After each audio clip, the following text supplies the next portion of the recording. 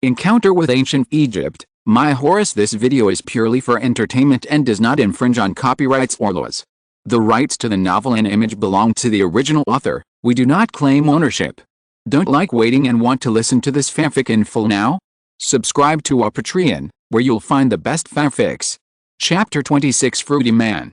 Thutmose had already eaten 3 apples, and slumped in the chair lazily as if he had no bones. His solid thighs were placed on the table, and his big hand reached for the 4th apple. He knew that the prince had made that woman unreliable. Look at the time, she still hasn't come. The neighbors had finished lunch and started to walk to digest the food. Fortunately, he didn't wait with them, otherwise he would have been starving. Crunch! He took another big bite of the apple, and Thutmose sighed at the beauty of life. Apples are so delicious, crisp and sweet, and they can also satisfy hunger. But, why do I still want to eat? Although apples are good, they are not as satisfying as regular meals. He rubbed his belly bitterly, saying that he had wronged you, brother. I really don't know what the prince was thinking. He really didn't let the cook prepare the host's meal. Even Saha, the idiot, was full and satisfied. Fortunately, Thutmose was not as stupid as the prince, and really waited for that unreliable person. My lord, if you eat any more, there will be no more apples. Ever since General Thutmose came from Memphis, he has never stopped eating apples. He eats them every day. He is so greedy that Saha estimates that the vendor who sells apples can no longer supply them. Bang! A fruit cork came through the air and hit poor Saha on the head with a strong wind. A watermark was left on his forehead. My lord Thutmose, why are you still hitting people? Saha covered his forehead with his hands, feeling very aggrieved. His Highness Amónhotep had never hit him. His mouth pouted immediately. Since General Thutmose came, he has fallen out of favor. His Highness thought he was stupid in the first place, and now even Sine doesn't play with him. Thutmose leaned back on the chair calmly, looking even less presentable. He glanced at Saha with a chilly look. Your master doesn't feel sorry for me eating, but you do. I came all the way from Memphis, and I can't even catch a few apples. He had been arguing with Saha since he arrived. This servant was really stupid. It was fun to argue with him, so he wouldn't be too bored. This was also a kind of fun. That Amónhotep didn't like to talk. He was very boring. He picked up the 5th apple under Saha's eager eyes. In fact, he was almost unable to eat any more. There was no point in eating apples dryly. It was just fun to see the distressed look of this silly boy. This was the scene that Lin Ya saw when she entered the room. On the luxurious long pile carpet were placed the expensive cedar furniture from afar. The man named Thutmose was slumped in the chair like Jehu, with a very relaxed posture. He looked as presentable as possible, and even his hairstyle was exactly the same as the original. He was not wearing a wig, and his bald head looked like a boiled egg. Thutmose was so shocked that he almost fell off his chair. He was seen in such an unpresentable state by others, and it was a woman. His Highness is too mean, isn't he? Although he is not interested in this woman, he is a general of a country, and this is too embarrassing. Seeing the other party's embarrassment, Lin hurriedly asked Aksha if you would put the lunch on the table now. The situation is not right, so let's get some oil on the feet first. Amónhotep also found it a little funny. In order to maintain the general's face, he nodded and asked her to put the lunch under the grape trellis, and motioned Saha to help. Seeing that everyone had gone out, Thutmose stood up in a flash, drew eyeliner, put on a wig, and changed clothes, all in one go. He rushed to Amónhotep in a few steps, and just wanted to ask something like why he didn't notify him, but when he was in front of him, his blood boiled and a breath surged in his chest. Amónhotep could only smell the smell of fermented apples. Burp! The food was served one by one: bread, mutton, date cake bought in the morning, and seasonal fruits. Lin Ya didn't know much about the eating habits of the people here, and probably expanded it according to the specifications of what Gunu usually ate with her. Aksha seemed very rich, and he couldn't let him eat too badly. No wine? I'll get some. Saha frowned. What's wrong with this cook? She didn't even know that she had to serve wine with a meal. There are so few dishes. You should know that His Highness usually has at least 10 dishes for dinner. After thinking about it, he didn't say anything. The new cook needed encouragement, and he couldn't just pour cold water on her. Just pay more attention next time. Also, there are too few varieties of dishes. You have to be attentive to serve the master. Seeing that Lin Ya was a little embarrassed, the little girl was thin-skinned, so he didn't say anything deeper. He patted her shoulder encouragingly, left a look of "you can do it," and Saha went to get the wine by himself. Dia was so embarrassed that she felt a little embarrassed. She made such a big mistake in her first time. The confidence she had before coming here flew away. When Amónhotep came out, he saw that Dia's face was not right. She was red and embarrassed. Looking at the food on the table and Saha who ran back with a wine jug, he understood a little. The food on the table was obviously not worthy of his status, but he didn't mind it. For him, the food was enough. "Thank you so much for being willing to help me. If you didn't come to help, I would probably be hungry today." The boy blinked, sat down naturally, pointed to the pot of mutton in the middle, and said with interest, "Did you make this? It looks very special and looks delicious." After Amónhotep's interruption, Dia's embarrassment was relieved a lot, especially when the other party mentioned her expertise in eating. "Here, try it. I used very special spices, but unfortunately the marinating time is too short, so it can't be grilled. It can only be braised in its original juice, but it still tastes good." Her hand was stretched out in the air and stopped. She wanted to tear a piece for Aksha to taste, but she was afraid that he would dislike it, so she quickly withdrew her hand and pretended nothing happened. The muscular man sat down opposite Aksha, and his movements were quite big. Dia couldn't help but look up. He was wearing a loincloth, and his exposed upper body muscles were well proportioned, and his abdominal muscles were tight and beautiful. Looking up again, "Hey, isn't this the baby-faced man who looked like Jehu just now? When did he change his clothes?" The speed was fast enough. In such a short time, the eyeliner, wig and gold belt were already. "But this guy has a really good figure. I wonder if Aksha has such a good figure." She couldn't help but glance at Aksha's neatly dressed clothes. What can this layer of gauze cover? It seems that he has a very good figure. His expression couldn't help but show a little distraction. She is still interested in Aksha, who is good-looking and has a good personality, and most importantly, he is not stupid. Thutmose couldn't help but feel proud when he saw the other party's eyes fall on his muscles. He picked Amónhotep with a proud look. "Your Highness, you still want to sell your beauty. Although I don't have beauty, haven't I successfully attracted it?" Amónhotep ignored him and reached out to take a piece of mutton. Seeing this, Thutmose hurriedly turned his head to look at Dia, and a beautiful and gentle smile appeared at the corner of his mouth. The time to prove his charm has come, and he has to take the opportunity to say something. Dia only felt a flash in front of her eyes, and her feelings overlapped with Amónhotep before. A breeze with the smell of fermented apples blew by, and the well-dressed man in front of him let out a short burp. Tutu should eat less apple duck. Eating too much will make you look ugly. Chapter 27 Legendary Dark Cuisine 1. Thutmose's face turned red. He ate too many apples and walked in a hurry. He had been burping since he talked to Amónhotep. He picked up a piece of mutton without much interest. He had to eat something to ease his grief and anger. He hadn't been so depressed in so many years. His image was completely destroyed in one day. What if his subordinates knew about it? Fortunately, he was not in Memphis now.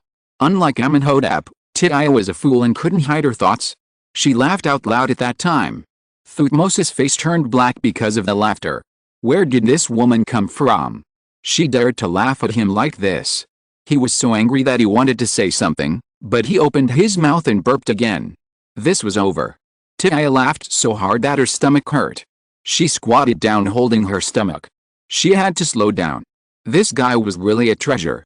Even Amónhotep turned his back and made a strange sound. There was a commotion in the garden, and a fat cat walked out from the flowers with an elegant gait and a white cornflower on its forehead. It was the beautiful cat that Dia had seen before. It calmly jumped onto the stone table, swept its furry tail at the tip of Thutmose's nose, and sneezed again, and slapped the piece of meat in his hand with its two paws. There were so many in the basin, but it didn't want to eat them, and it insisted on snatching them from him.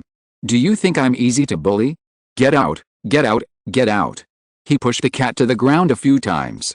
After all, it was the prince's beloved cat, so he didn't use too much strength, and Nafir jumped up again. After a few rounds of this, there were several bright red scratches on the strong abdominal muscles, and the wig was pulled off in the struggle between the man and the cat. The general of the kingdom was in a very embarrassed state at the moment. "Nafil, come back. God has mercy on me." Amónhotep finally spoke. When the fat cat heard this, it immediately became a little cutie. It jumped onto its master's knees with a few steps, found a comfortable place skillfully, and began to enjoy itself. With that look, people who didn't know would think it was a great general. That's right, it just won a victory. Well, people bully me, and a cat also bullies me. This life is unbearable. He didn't push it anymore, and he didn't eat the meat in his hand. He didn't eat the meat that the cat had nibbled. He asked Saha to bring Nafal's special food plate, threw the meat in it, and reached out to take another piece. Amónhotep picked up the meat on his plate and took a quick look. The mutton in his hand was bright red, and the smell from the nose was a little familiar. He should have used this spice, but it shouldn't be in this aspect. He couldn't think of what it was after thinking hard, so he simply stopped thinking about it, opened his mouth and bit off a piece, and tasted it carefully. The roasted mutton tasted delicious and solid, and the spices were just right to make it not smelly. It was not greasy to eat. The skin was crispy, but the meat inside was unexpectedly not dry. It had a slightly moist taste and tasted particularly delicious. I ate 2 pieces without realizing it. Originally, Tiba should have left when the meal was delivered. She had to go back to eat. But she didn't want to leave after it was delivered. After all, these 2 people were her real diners here. They were the first people to taste her cooking. How could she not want to hear other people's comments? The boy had an elegant posture. Even if he grabbed the food with his hands, he didn't look rude at all. His movements were not slow, but every move was smooth and natural. Compared with Thutmose on the opposite side, it was a world of difference. The food there was already full of oil. After eating 2 pieces of mutton with date cake, Amónhotep stopped. Although the food was delicious, you have to be moderate in everything you do and you can't keep eating. After taking out a handkerchief and pressing the corner of his mouth, Saha immediately went to fetch water for the master to wash his hands. After eating 2 pieces just now, he seemed to know what the special seasoning was. His temples jumped twice. It was a very good idea. He didn't even know that this thing could be eaten. He glanced at Thutmose, who was eating happily next to him calmly. Isn't that guy very smart? It turns out that rumors can't be believed. After eating the dishes, Amónhotep finally looked at the staple food in the middle, a bowl of bread. The bread looked thin and small, and it was completely different from the usual ones. The skin was also shrunk and stuck to it. Can this be eaten? Looking at Tiya in doubt, under the other's expectant eyes, she still picked up one with her head held high. She certainly didn't dare to poison it. Besides, she didn't know her true identity, so there was no reason to poison it. After taking a careful bite, Amónhotep's expression showed a slight stagnation. What's wrong? Is it not delicious? Tiya, who noticed this expression, asked hurriedly. This was her first time making bread. Could it be that it was not delicious? Swallowing the bread in his mouth with difficulty, Amónhotep said something against his will that made him regret it very much. It's delicious. The character setting cannot be broken. I am now a gentle and handsome man. It's good that it tastes good. Then you can eat more. The slender hands added another piece of bread to his plate, and her eyes were full of eager expectations like an old mother. The smile on Amónhotep's face was about to disappear. He suddenly had an urge to go to the bathroom. Is it delicious? Let me try it. Thutmose stretched his head over and asked curiously. This woman cooks well. The mutton is quite delicious. The bread should be good too, right? At this moment, Amónhotep swore that Thutmose was his lifelong brother. His bald forehead also radiated a sacred golden light. He quickly pushed the basin over, and his movements were so quick that he picked up all the bread from the other person's plate. Amónhotep, with a blank expression, breathed a sigh of relief in his heart. You came from afar, and I haven't treated you well. This bread is delicious. Eat more. Thutmose picked up one in doubt, frowning slightly. No, the prince's movements were strange, and his movements were too fast. Is it really delicious? He took a bite after living and half doubting. He broke it and cursed in his heart, Your Highness, can you really? But Tiya asked, is it delicious? Delicious. Delicious. The prince's eyes were cold, and Thutmose burst into tears. Delicious. Did he dare to say it was not delicious? He didn't dare. Why do I think you are going to cry? This man looked so painful. I have never been moved by such delicious food. In order to prove the authenticity of what he said, Thutmose took another big bite. Then eat slowly, don't choke. Tiya poured him a glass of wine with a worried look in her eyes. He would choke if he ate like this. This glass of wine was simply Thutmose's savior. After 2 sips, he returned to the human world. Dia felt a sense of emptiness in her stomach. It was time to go home for dinner. She said goodbye to Amónhotep and Thutmose. The servant also led the rabbit out. Seeing this, Amónhotep patted the non-existent dust on his body and stood up to see him off. The donkey's hooves clattered on the stone road. There was no word all the way. Dia always felt that there was something she hadn't said yet, but she couldn't remember it. Don't prepare the ingredients yourself when you come tomorrow. There is no reason to let the cook buy them herself. I will prepare the ingredients for tomorrow. A gentle voice sounded in her ears, and Dia finally thought of it. It was money. She wanted to pay it back. Reaching out to grab the boy's sleeve, Amónhotep looked at her in confusion. What's wrong with her? The girl's face flushed with excitement. Aksha. I can return your gold. Gold? Where did the gold come from? The boy's gentle eyes became sharp, his aura suddenly changed, and his hands involuntarily increased with strength. My wife personally poisoned me, and you dare not eat it? I'll talk quietly. I recently watched an Egyptian documentary. The pharaoh played by Berduni was handsome and sexy. He was abstinent and brave. I'm so good! Exclamation mark. Although he played Thutmose but I still put his face into my mind when I write this. Exclamation mark. He is so handsome! Exclamation mark. If you're listening to this novel on a channel other than Fanfic World, it means they downloaded and uploaded it without effort. We cordially invite you to visit our channel, Mundo Fanfic Novelis. There you'll find the original version of this story, and you can explore many other novels of various genres. We're waiting for you to immerse yourself in a world of incredible novels. Chapter 28: A Legendary Dark Cuisine 2. It is impossible for her to have such a large amount of gold. 150 deben of gold is not a small amount. If she really had it, why did she look so embarrassed yesterday? Just one night later, she suddenly had such a large amount of gold. If there is no reason, no one can explain it clearly. Ah, Aksha, you hurt me. Dia had never seen the boy beside her show such an expression. He has always been gentle and considerate. Why did he look at her like this? In fact, she was somewhat guilty. The gold was just as Aksha thought. The source was unclear.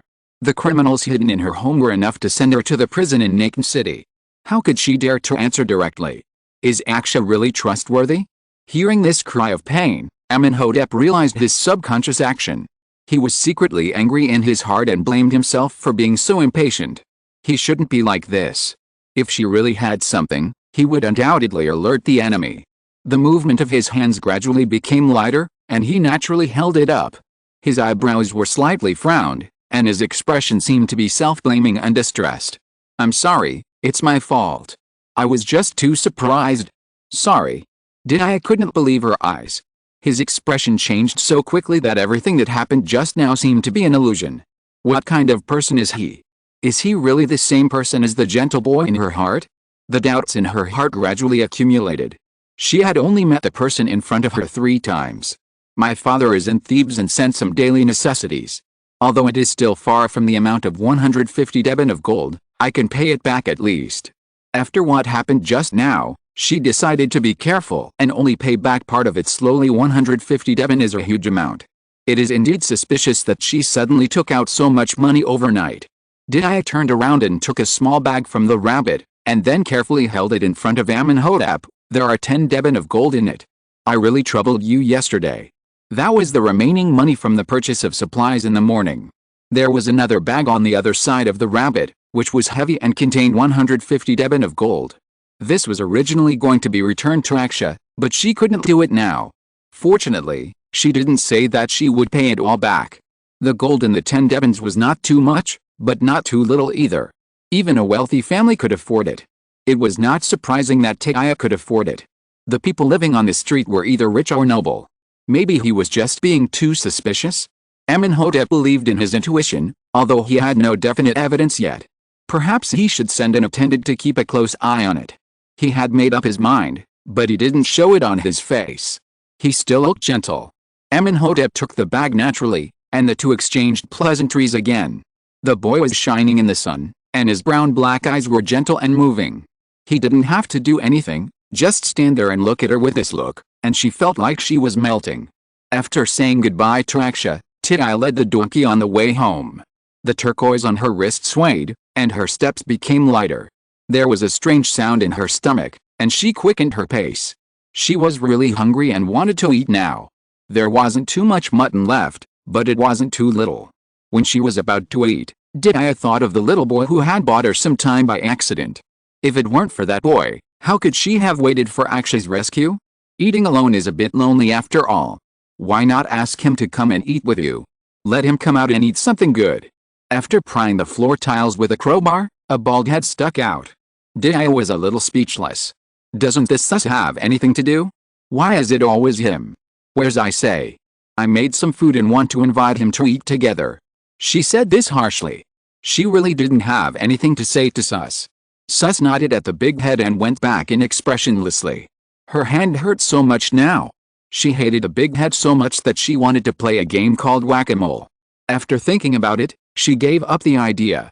The other party was a big and strong man, and she couldn't beat him. She didn't want to lose more than she gained. Jehsekhara came out of the cave happily. The long-term life in the cave made him look gray like a little mouse. His hair was neatly groomed, with only a small braid on the side of his head, which is a common hairstyle for boys nowadays. Dia likes this child very much. At first, she just felt sorry for his situation. What happened last night made her see another side of this child. After all, he is just a child. Who doesn't like a lively and kind child? This child is not shy. He ran over and sat down in front of Dia. Sister, you called me. He was really cute. Dia couldn't help but stretch out her hand to pinch his face. It seemed that he had a good life these days. He didn't look like the skinny one when she first saw him a few days ago.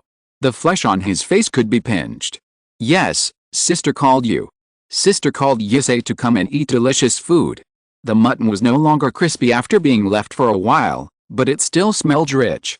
Jehsekhara was obviously very satisfied and took it to eat without raising his head. It has been a long time since he had eaten such delicious food. Needless to say, he was kidnapped. His brother had been staying in the cave since he rescued him. There was a shortage of resources in the cave, so it was good to have something to eat. Thinking of his brother, Jehsekhara slowed down his movements, and his little face was full of frustration. His brother had not come back since last night. Jehsekhara? Why don't you eat? Is the food your sister made not delicious? Sister. Sus said that my brother was arrested by you and sent to jail, right? There were tears in Jehsekhara's eyes. Although Sus promised him that his brother would definitely come back, he was still very worried. Life in jail was not easy and his brother would suffer a lot. Sister, I know my brother did something bad to you, but my brother is really not a bad person. Seeing Tiai's unkind face, he hurriedly defended Singh. He didn't want people to think that his brother was an unforgivable bad person. He has to bear the consequences of his mistakes. In this world, everyone may have unspeakable difficulties, but these are not reasons for him to do bad things. Tia looked at him seriously and said word by word. Singh is definitely not a bad person in the eyes of his relatives. She can't let Isay agree with her, nor can she agree with Isay's words. She can't convince herself to forgive Singh. Sister. Isay wanted to defend her brother, but she shut up when she thought of what Sus and her brother had warned her. Seeing Isay's depressed look, Tia sighed. What does he know? He was still so young, so she reached out and took a piece of bread and stuffed it into his hand. Eat it, don't just eat meat, it's too salty. Isay took a bite of the bread with a heavy heart. His expression was a little stiff, but in order not to waste food, he still ate it. What's wrong? Tia was very confused. Why did Isay and Thutmose have the same expression? Sister, your bread is too hard. After all, he was a child, so he said whatever he wanted, and told the truth when asked by an adult. Hard. Tia's expression froze as she took out a piece and put it in her mouth. What the hell is this? She opened her mouth and spat it out, and threw the bread in her hand away. The bread fell to the ground with a loud sound, which showed how hard it was. She was so embarrassed that she wanted to hit the wall. Her face turned pale and red. Was she the one who gave this kind of thing to Aksha and his friends? No wonder Thutmose reacted like that. He was so pitiful that he almost cried. The image of Amónhotep and Thutmose was infinitely sublimated in her heart. They were really good people. In order to maintain their own face, they could even eat this kind of thing. I will definitely make the best bread to repay them. In the luxurious mansion, Amónhotep and Thutmose sneezed at the same time. Thutmose was full and put his legs on the table, looking leisurely and natural. Saha came over with a puzzled look on his face. He just saw the general eating the bread very enthusiastically. "Is it really that delicious?" He said it out loud as he thought in his heart, and Thutmose was happy when he heard it. "Hey! Just when I didn't know where to throw it, you kid came." With a serious face, he tricked the silly child over, and praised the bread for being particularly delicious. Then he gave Saha a whole pot of bread and asked him to take it back and eat it slowly. Seeing Amónhotep coming back, he didn't get up, but nodded lazily as a greeting. He glanced at him. "Did you like the mutton just now?" "It's delicious, Your Highness." "I said that the mutton made by this woman is so delicious. Why is the bread so bad?" "Do you want to know how the mutton is made?" A serious and handsome face came over. His Highness was so serious that Thutmose couldn't help but get into the state, and he also came over to ask very seriously, "What is it made of?" Amónhotep continued to be serious, but he couldn't suppress the smile inside. "Wild fennel." Thutmose was completely torn apart, and he froze as if he was struck by lightning. "Wild fennel? Wild fennel used by corpse makers to deal with corpses? Question mark? Your Highness, Sepal, your brother is not a human being. I want to go back to Memphis." "Ugh. Saha, ugh. Lord Thutmose is not a human being. When will your Highness drive him away?" Chapter 29, Twists and Turns. Night finally fell, and the whole street was silent. The moonlight shone through the window, bringing in the cool breeze of the evening. A gust of wind blew by, and Tia shivered, slid down from the bed, and fell on her butt. She was so sleepy that her eyelids were almost closed, but the wind made her feel more energetic. She patted her face to wake herself up. She couldn't sleep yet. The time she had agreed with the baker was coming. She had been waiting for too long. She hadn't dared to sleep since it was getting dark. She was a little nervous. What she had to do now was a bit embarrassing. She looked up through the window at the sky, trying to determine what time it was. However, she thought too much. Even though she had been here for so long, she still hadn't learned how to determine the time at night by the migration of the stars. It was useless to look at it. I really don't know how people here see it. There is no difference between bright stars and stars. Sometimes she couldn't even find the Big Dipper and the North Star. It was completely dark outside. A crescent moon hung in the sky, and the sky was terribly dark. This place is different from modern times. There are no street lights on the road. When there is no moonlight at night, it is really pitch dark. The wind blows through the palm trees, and the leaves rustle. It seems that some terrible monster is lurking in the darkness. No, I have to light a lamp. I stumbled to the oil lamp on the table, and bumped into many things along the way. A statue fell from the table with a loud noise. It was the family god that Gunyu had worshipped before. It was a dwarf with a head as big as a stone. It was very heavy. It looked cute and fun. She didn't know what it was. Since she came here, she has heard of dozens of gods. The statue was originally placed in a room near the door.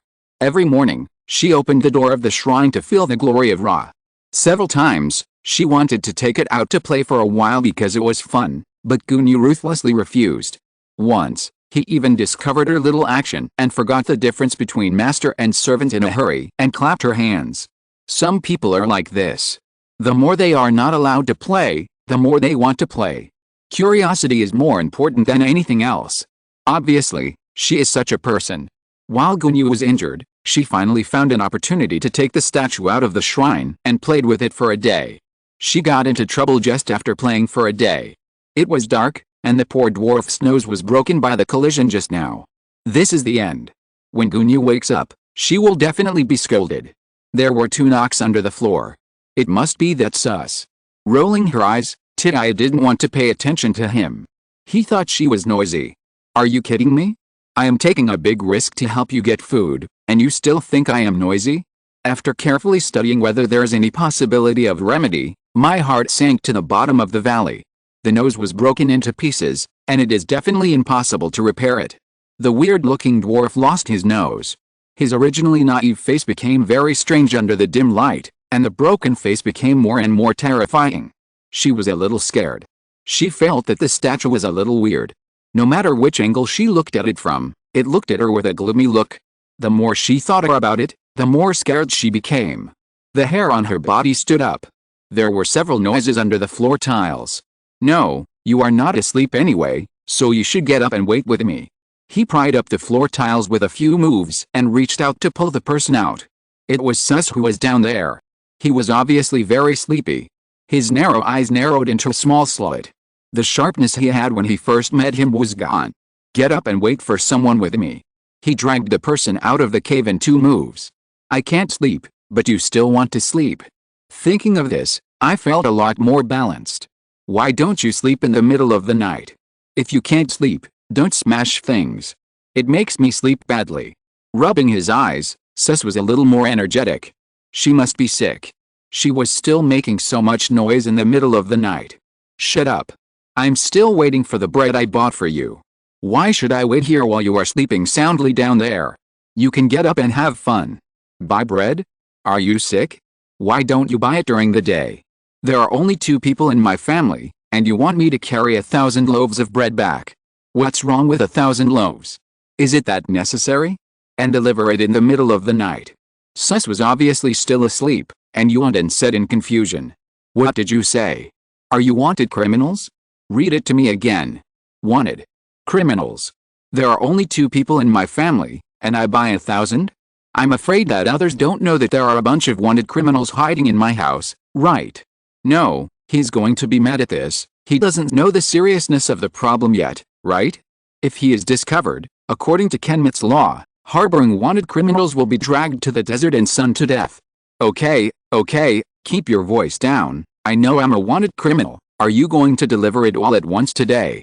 How big do you think their workshop is? Make 1,000 for you a day? I'll deliver 200 today, in batches. Why is this guy so stupid when he gets sleepy? Okay, I got it. I think they'll be here soon. I'll go out for some fresh air. After all this commotion, Sus was completely awake. He opened the door and looked at the stars. He confirmed that it was about the 6th night, and the night was already halfway over. The baker would probably be here soon. He jumped up the wall like a cat. His movements were very neat and tidy. He immediately found a secluded place to hide after climbing up. The heavy shadows of the trees covered his figure, as if there was no one there. Sus's estimate of the time was right. About 15 minutes had passed. Knock knock knock. There was a dull sound at the door, and the breathing of the donkeys on the street late at night was clearly audible. It was the baker who arrived. Tia hurried to open the door. He was finally here. If he didn't come again, she wouldn't want to wait. 200 loaves of bread, all here, can you count? The weather was really cold, and the breath he exhaled turned into white mist. Such a large number, and it was required to be delivered late at night. I really had never seen such an order. Just unload the goods and go back. Come back at this time tomorrow. The donkey behind him had several bulging sacks hanging on it. The donkey was so loaded with goods that she could hardly see it. She opened 2 of them and checked them briefly. She was not worried that the other party would cheat her. There were still goods that had not been delivered. She only paid a deposit, and the balance would be paid after all the goods were delivered. The baker delivered all the goods to the door, but he still couldn't help but wonder. Miss, you want so many goods, and you deliver them so late. This is the first time I have seen such a request in all my years of making bread. Not far away, there was a dull sound of falling to the ground. The tall man jumped down from the wall. His face could not be seen in the dark. His figure was particularly strong, which scared the baker. Don't ask what you shouldn't ask. This man was Sus. Hearing the voice of the person coming, Tia also breathed a sigh of relief. She was also scared just now. You don't have to come tomorrow. He said a sentence without a beginning or an end in a decisive manner, and then he was silent, and no one knew what he was thinking. Why? Tia and the baker said in unison. The goods they agreed to deliver have not been delivered yet, and they are not allowed to deliver them? The tall figure approached, full of oppression, and the baker immediately shut up. This man was too scary. I have just completed a small part of the order agreed with this lady. The baker stammered. He was scared. How much is it for you? Are these enough? A gold ring fell into the baker's arms. He stared and looked at it carefully again and again, and took a bite uncertainly. Only when he saw the teeth marks on it did he believe it was real. Enough. Never expected that there would be such a good thing. The baker smiled from ear to ear, and he couldn't believe it. Carefully putting the ring in his arms, he repeatedly confirmed with Sus, and then, fearing that the other party would go back on his word, he led the donkey away and disappeared into the streets in the middle of the night. Only a pile of fresh donkey dung on the ground proved that he had been there. Why didn't you let him deliver it? I can't make bread. Tia looked at Sus with some blame. Why is he scaring people for no reason? What are they going to eat now? You are being targeted. Chapter 30 Skin Intimacy. The man's naked back was thrown hard on the training ground, and a cloud of sand was raised. He rolled on the ground and quickly got up. Come again. The man who was thrown down was very unconvinced, and he took a stance to continue the fight. The knotted muscles were covered with sweat and dust, and the hairless head was shining in the sun. It was Thutmose. Bah. After such a long time of fighting, he really ate a lot of sand. Your Highness, you are really boring. You are still wearing a robe when wrestling. The man on the opposite side also had several holes in his white robe, which was covered with large patches of stains. The upper half of the robe had been taken off, revealing a beautiful upper body. He didn't have as obvious muscles as Thutmose, but he was smooth and strong. The headband used to tie his hair had long been scattered, and his usually neat hair was also messy and covered his face, which was also covered with dust. The two had been wrestling for a whole morning, and each had won and lost. At the moment, Thutmose lost this round. Amónhotep relaxed his wrist and ignored the other party's provocation, but his eyes still showed the excitement of unfinished interest. Your Highness, you haven't participated in the war for several years? Are you still training in the city? You will definitely lose in the next 2 games. Thutmose challenged Amónhotep loudly and circled around Amónhotep twice. He wanted to find the opponent's flaws and then knock him down in one fell swoop. Don't worry, even if I haven't been on the battlefield for several years, I will not lose to you. With a raised eyebrow, Amónhotep would not be thrown off by these words. The two met since childhood in the battle to expel the Hyksos. They supported each other in the military camp and on the battlefield. They had already memorized each other's routines, and it was really difficult to tell the winner for a while. However, in recent years, the war has been settled and the kingdom is stable. Amónhotep no longer went on expeditions and adventures, and gradually retreated to the second line, becoming an ordinary prince, learning political affairs to assist the future monarch. Thutmose followed the next heir of the kingdom, Prince Sepal, who had been defending and fighting in the north. The delta in the north is rich in land and materials, but there are constant wars. It is the only way to the 3 directions and an excellent place to station troops. It is the best choice for attacking Libya or conducting an expedition to Sinai. Thutmose has been in the army for many years, and his physical strength is not comparable to that of Amónhotep now. He only needs to fight for a while, and when the prince's physical strength is exhausted, he will definitely win. He took a few steps forward and intended to lock the opponent's throat. Amónhotep just leaned back and easily avoided the attack. Okay, Your Highness, you have to be careful next. Watch out. He decisively stretched out his foot to trip Amónhotep's knee. He had just leaned back to avoid a blow, and he was unable to defend his feet, and fell to the ground immediately. I won. Thutmose said loudly. Really? The strong arm locked Thutmose's neck from behind, and with a clever move, the two people's positions were instantly changed. What about now? The delicate eyebrows were full of pride. I didn't lose. With his elbow against the opponent's chest, Thutmose still didn't give up, struggling to get up and continue. He didn't believe that he would lose to this weak chicken who had long stopped fighting. It's time to eat. A clear female voice came over, and her footsteps were getting closer and closer. The two people were stunned for half a second, shivered together, and then quickly exchanged glances. Amónhotep took the opportunity to lock Thutmose's neck tightly, making him unable to move. Whoever loses eats bread. It's terrible, it's really terrible. The stomachs of the two have been destroyed a lot in the past few days. All kinds of breads are on the stage every day, round, flat, triangular, square, long and conical. There is only what you can't think of, and there is no shape that Tia can't make. However, no matter how many patterns are changed, all the breads are the same and unpalatable. According to Thutmose, the bread was so hard that it could be used as a weapon. Hitting the stupid Saha on the head could make him sleep for a month. That bread was really amazing. Not to mention the taste, the hardness would make anyone who saw it say it was crazy. When Thutmose heard this, he flipped over from the ground, and sand and other things flew up and hit Amónhotep in the face. Your Highness, if you say that, then I can't lose.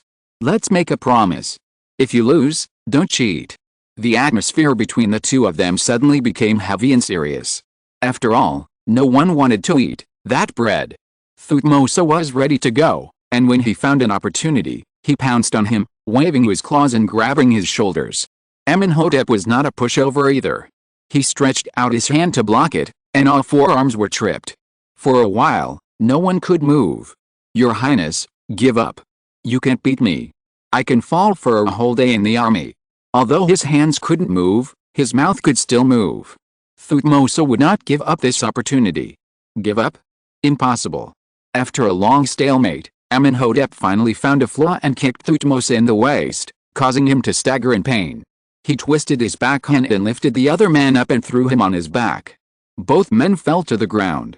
Amónhotep reacted quickly, turned over and rode on him, and used his elbow to balance the other man's neck, so that he couldn't get up. Give up, I won.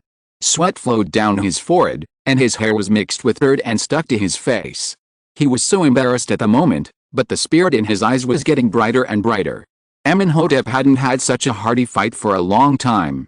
The guards around him didn't dare to try their best. Even if they dared, they didn't have the physical strength of Thutmose. He was in a very good mood now, which made him look less steady and cold in the past.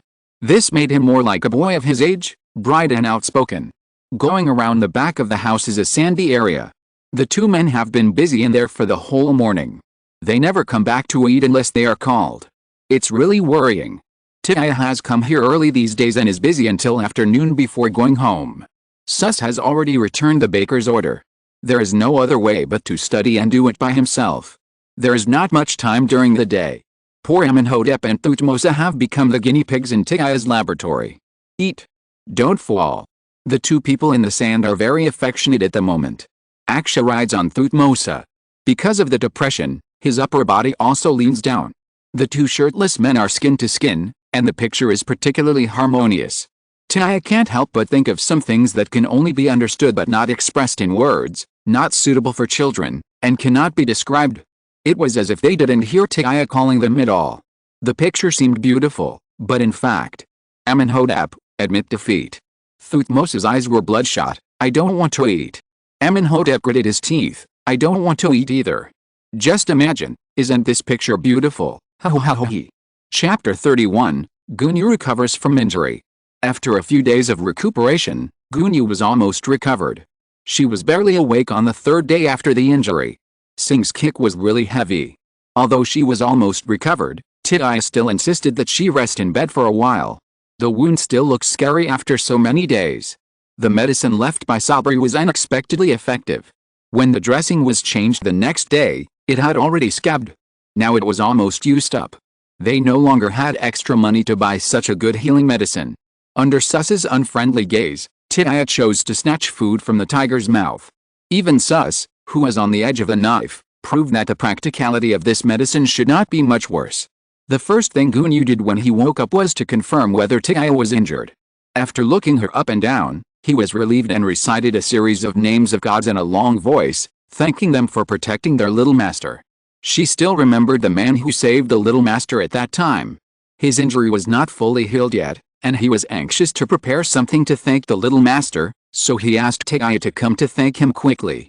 After being stopped, he began to ask about the other party's family, where he lived, who else was in the family, etc., which confused Tiaya. How could she know who else was in Aksha's family and what the family did? Gunyu's eyes were really eager, so he honestly said that his family seemed to be merchants in Thebes and his family conditions were very good. Gunyu's eyes became brighter and brighter. Merchants are good.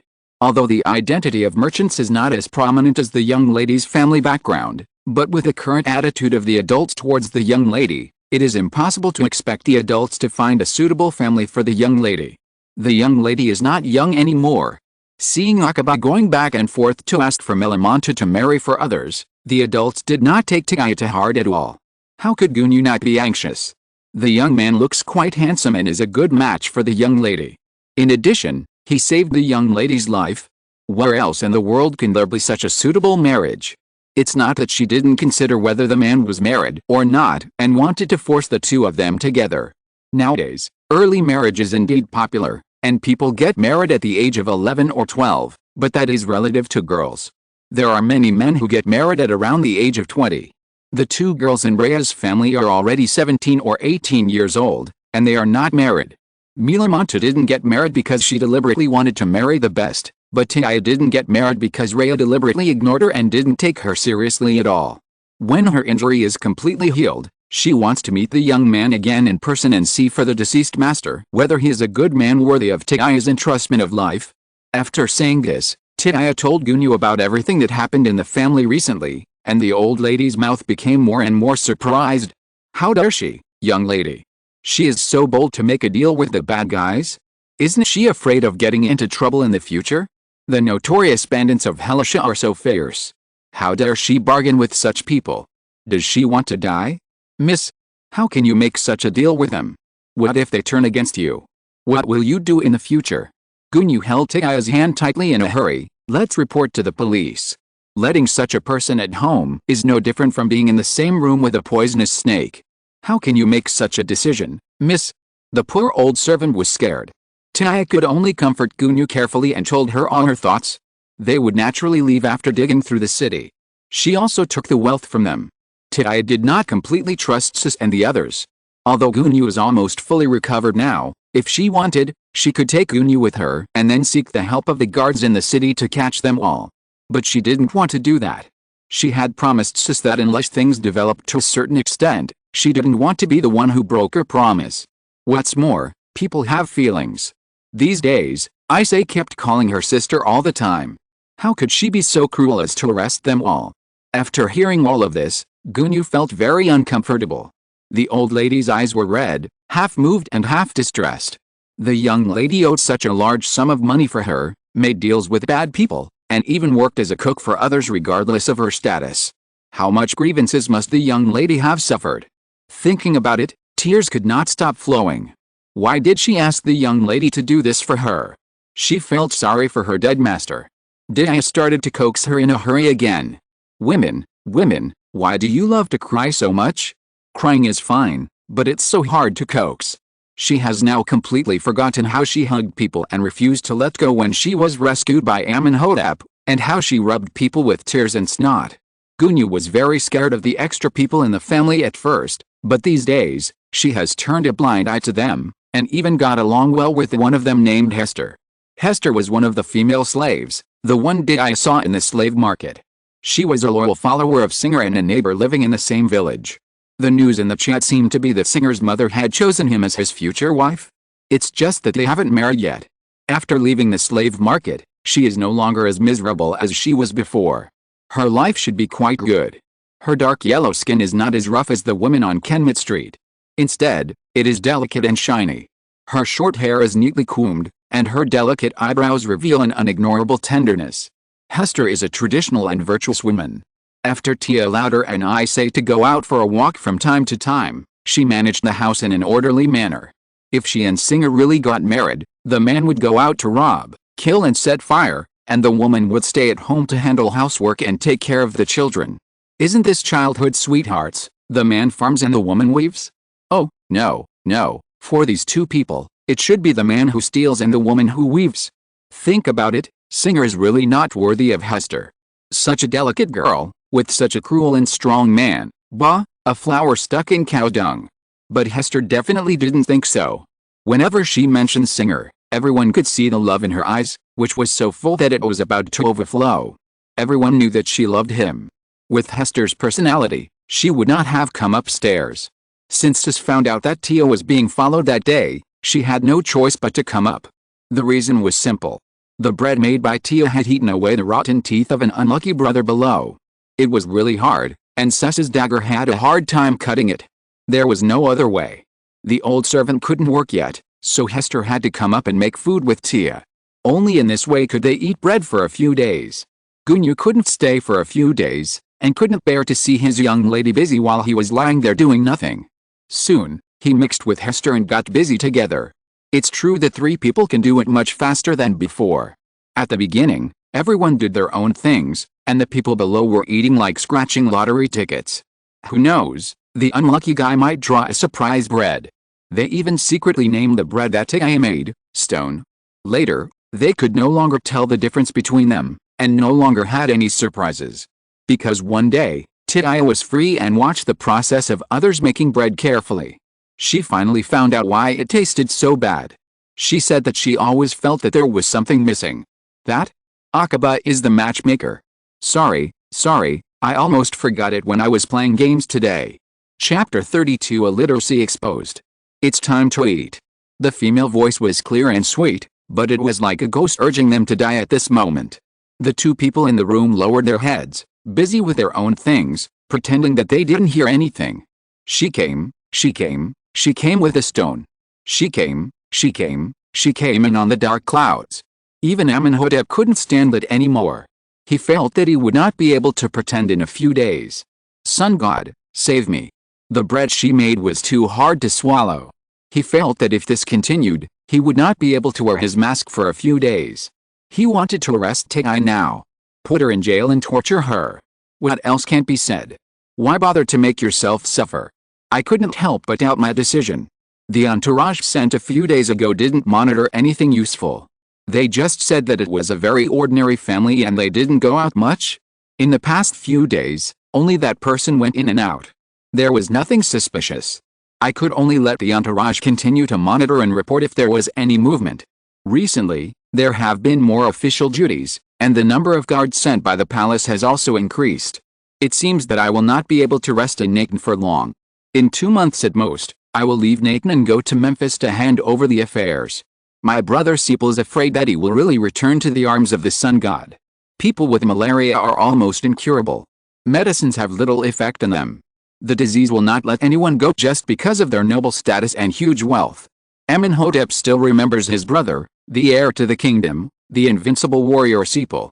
He was so brave and vigorous in the expulsion war. At that time, he was like Keberi in the early morning, full of vigor. Now, he has become Adam in the evening, just waiting to emit the last heat and then fall into the mountains in the west. In front of malaria, human life is so insignificant. When Thutmose heard this, he wanted to go to the toilet reflexively. He didn't know how the gods made this woman, and why the dishes she cooked and the staple food were two extremes. These days, His Majesty Amónhotep has been setting traps on him, and he has eaten almost all the bread that is so hard that it hurts his teeth. If he continues to eat, he will probably go to see the god Ra first, and he will die young. Is it that serious? When it comes to mealtime, one thing or another is wrong. It's not poison that she made. She kicked the gravel under her feet angrily. The small stone turned over in the air and fell steadily into the fork of Tigh's flip-flops, which hurt her feet. Isn't it just, the bread is a little hard? Thinking of this, she felt a little guilty. These days, she used them too as guinea pigs to repeatedly do bread experiments. It seems that she is a little sorry for them. But it's different now. Her bread-making skills have improved. Anyway, it's not that one or two of them can run faster than rabbits, right? She still thinks that she can't see it. She is not really stupid. I said you guys come out to eat, my bread-making skills have improved. After carrying all the food and placing it under the grape arbor, seeing that no one inside was going to come out, he had no choice but to shout again. Amónhotep and Thutmose continued to pretend that they heard nothing, and even discussed the official business on the papyrus. I'm serious. It's really not hard at all. Tigh has learned a lot from Gunyu and Hester in the past 2 days, and knows where the problem lies. She had almost rolled it into a sheet before, and it didn't ferment multiple times, so it would be strange if it wasn't hard. You guys come out. Eat. The sweet female voice finally turned into a mother-like roar. They were too disrespectful, and her voice was almost hoarse. A pitch-black head stuck out from behind the door. The master said to put it aside for now. He and Lord Thutmose are dealing with things. This is Saha, one of Aksha's followers, and the one who is closest to him. After so many days of contact, Tigh has more or less understood this person's character. This person is Aksha's lackey.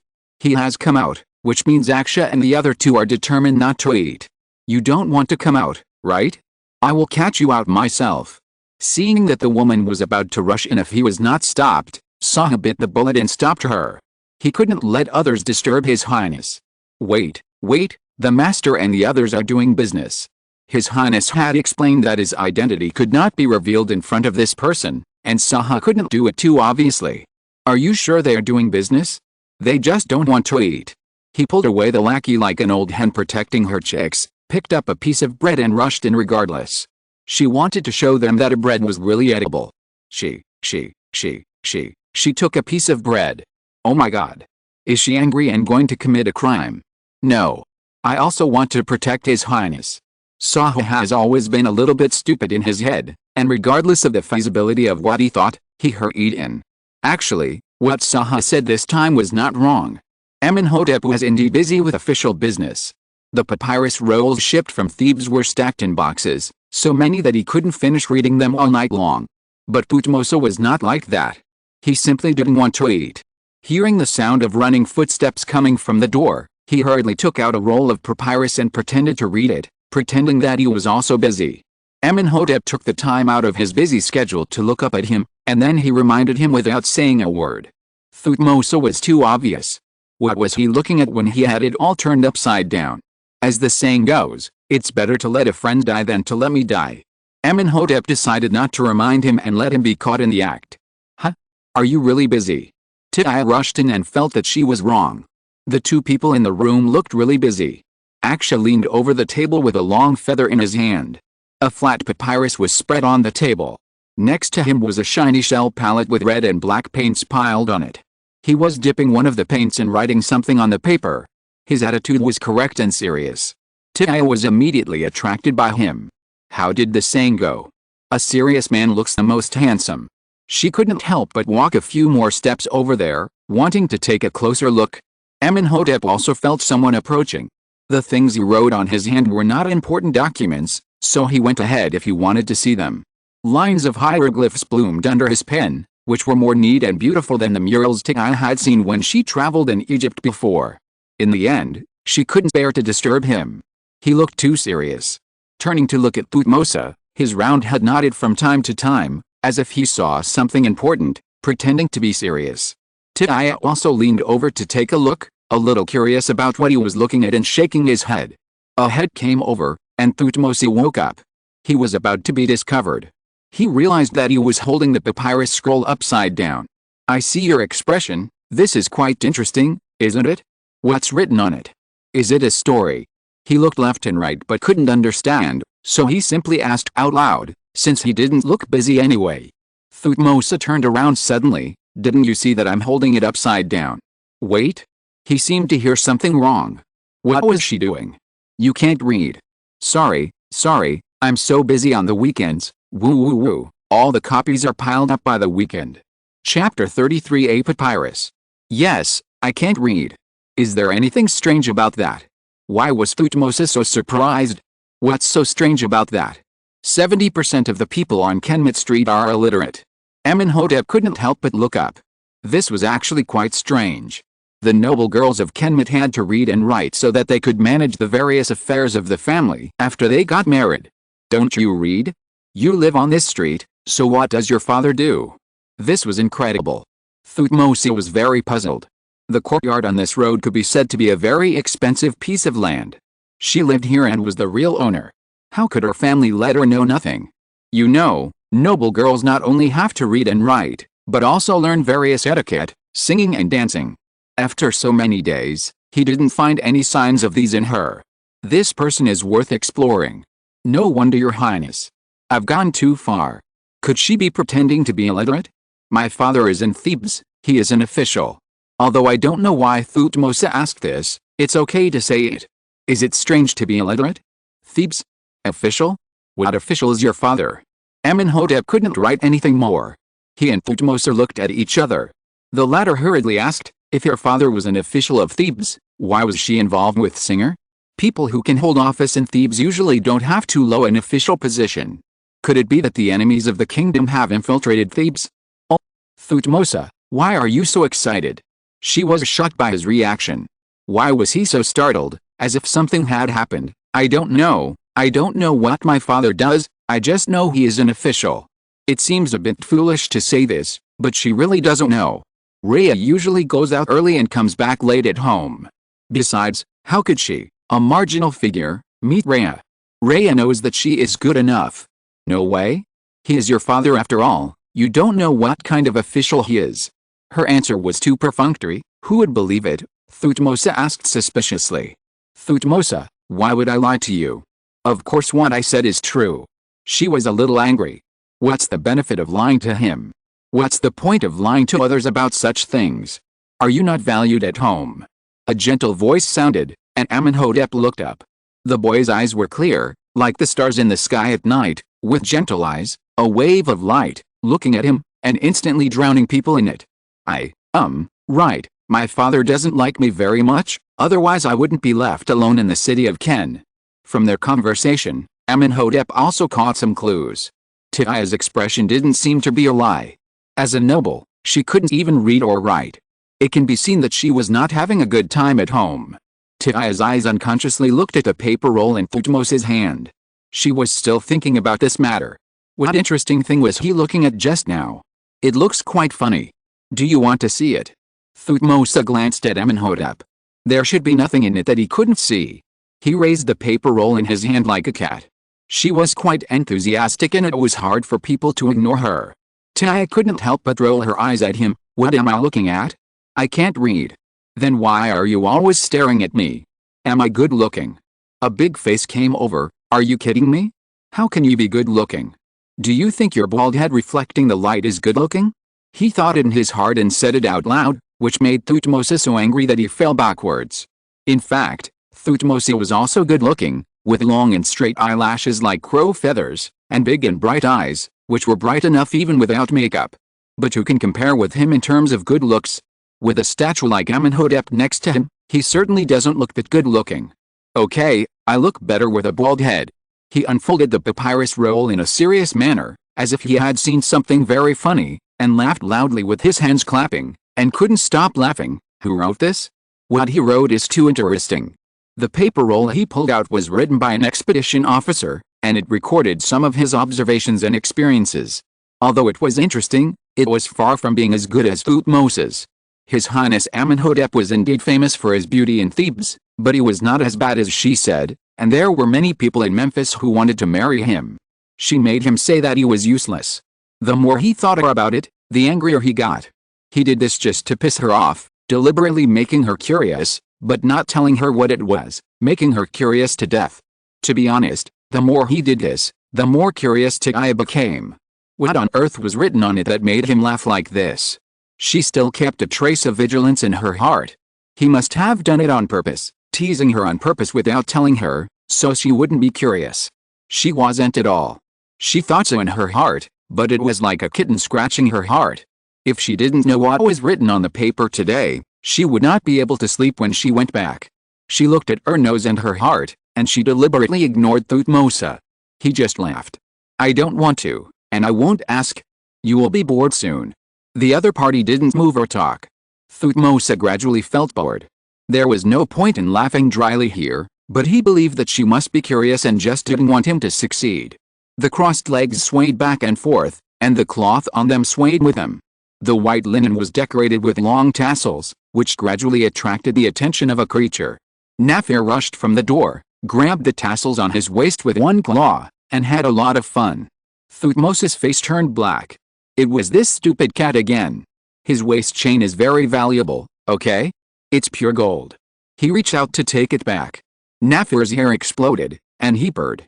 His big hand came over and clawed, leaving 3 blood marks. The fat cat rushed out with a waist chain in its mouth. Thutmose threw the papyrus scroll in his hand and chased after it in a hurry.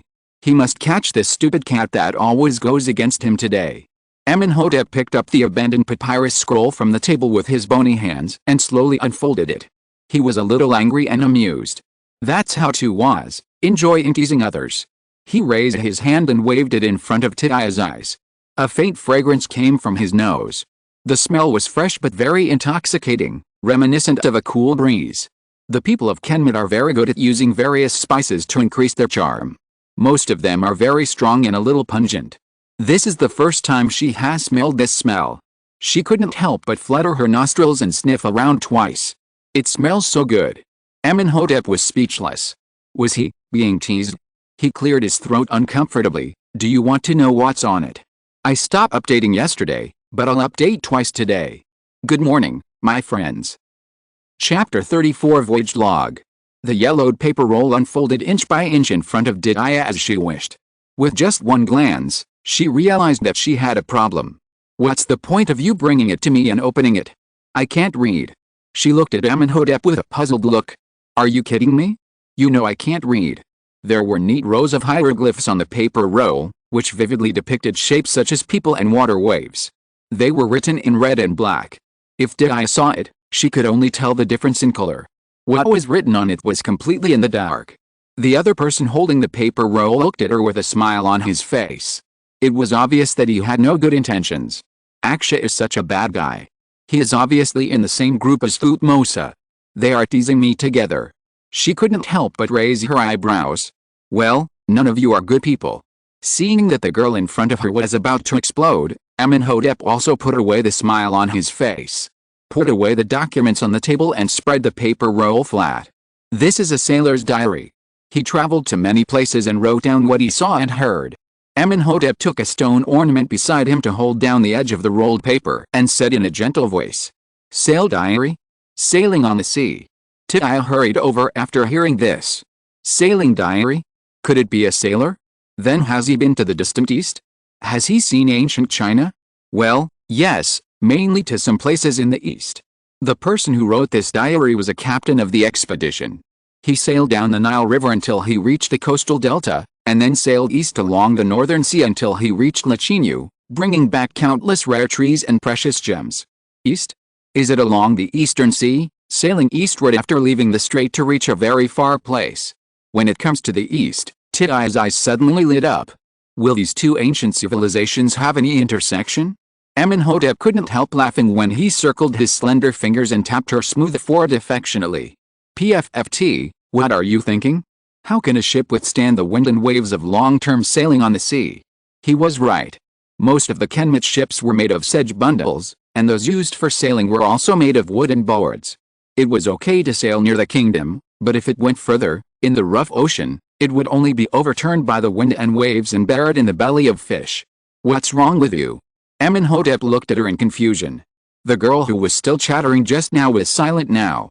She just covered her forehead with her hand, and her face was red. A burst of heat rose from the place where she was hit, burning her whole body. The deer in her heart was busy. How could he do this? Doesn't he know how ambiguous this is? This is too intimate. Her little heart can't stand it. Seeing her like this, Amónhotep suddenly realized that he was indeed a little rash. What he did just now was completely arbitrary, and he didn't react, and it happened just like that. He had never been like this before. Since he met this woman, many things have gradually gone out of control, and sometimes even he himself finds it incredible. He couldn't help but cover up. Ahem, let me read the above content to you. Without waiting for Tiaya to answer, he read it by himself. On the 7th day of the 3rd month of Akat, with the blessings of the great god Amon and his majesty the king, the son of God, I sailed to Lachinu south of the Orontes river. We had a smooth journey. On the 10th day of the 4th month of Akat, under the protection of God, we came to the land of 2 rivers. The people here are completely different from my hometown, Kemet, where the sun rises. The city is built between the water. It is hot and humid, and when the floods recede, there are puddles everywhere. Malaria is rampant. Well, it doesn't seem as interesting as Thutmose said. Tiaya was a little sleepy after listening to it, and she even lay on the table. Isn't this just an ordinary diary? Well, this diary is not so ordinary. Half of it describes the customs of other places, and the words are derogatory. The other half brags about how rich the country is. How can this be a diary? This is a work of flattery. He didn't have to laugh like that. It seems that he really wanted to make himself angry. It's really boring. Well, it's okay. After all, they are some different scenery. It's normal to find it interesting. Do you find it interesting too? Tiaya tilted her head and looked at him. The boy's face was not very clear against the light. His face was hazy in the light and his expression could not be seen clearly. This clearly says that there is no better place than Kemet. Amónhotep's hand stopped in midair. The girl with her head tilted was particularly playful. He actually wanted to reach out and pat her hair. He must be crazy. This is what the scribes wrote down now, but the truth can be found in the details. Amónhotep's finger gently touched a certain part of the paper, and his eyes were distant and firm. One day, I will arrive here too. Are you going to be a long-distance sailor too? The girl's eyes were clear, full of confusion. His family looked very good. Why did he want to do such a hard job as a sailor? He could just charter a boat to travel. Thinking of this, She felt that she understood. I understand, you are not going to be a sailor. Amónhotep's heart tightened. Did she know her identity? How could it be possible? You must be a captain. How could you be a sailor when you are so rich? Dia slapped her forehead and acted as if she had suddenly realized something.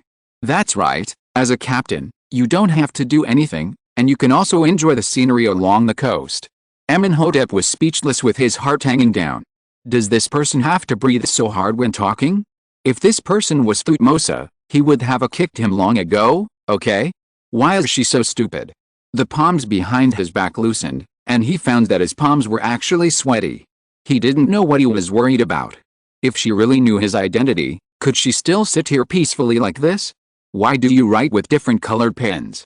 Is it because the red part is more important? Without noticing Aksha's abnormality, the red part under the boy's finger attracted her attention. The whole paper was densely packed, with black fonts mostly and only a small part of the red, just like the content in the textbooks when we were in school. The more important ones were covered with colored pens, so that we can see them at a glance when reviewing. No, the red one is the title. Does it read from left to right or from right to left? Both. See this symbol. The boy's finger gently touched the image of a bird on the papyrus roll. Take it as an example. Start with the head, that is, the direction its head is facing, and start reading from that direction. Tia faced his face, confused. If you start writing from the right, it will be the same as the ancient Chinese writing method, but this is a bit anti-human, isn't it? If you write from the left with your right hand, won't you accidentally make a big mess? She couldn't help but express her doubts. So you have to be more careful when you write. Amónhotep was patient and didn't feel annoyed. At this moment, this little girl was simply incarnated into 100,000 Ys. Oh, that's none of my business. I can't write. She put her chin heavily on the table. After all, she was an excellent student in school. If she was sent to ancient China, it would be fine. With the years of ancient poetry, she might be able to become a talented woman.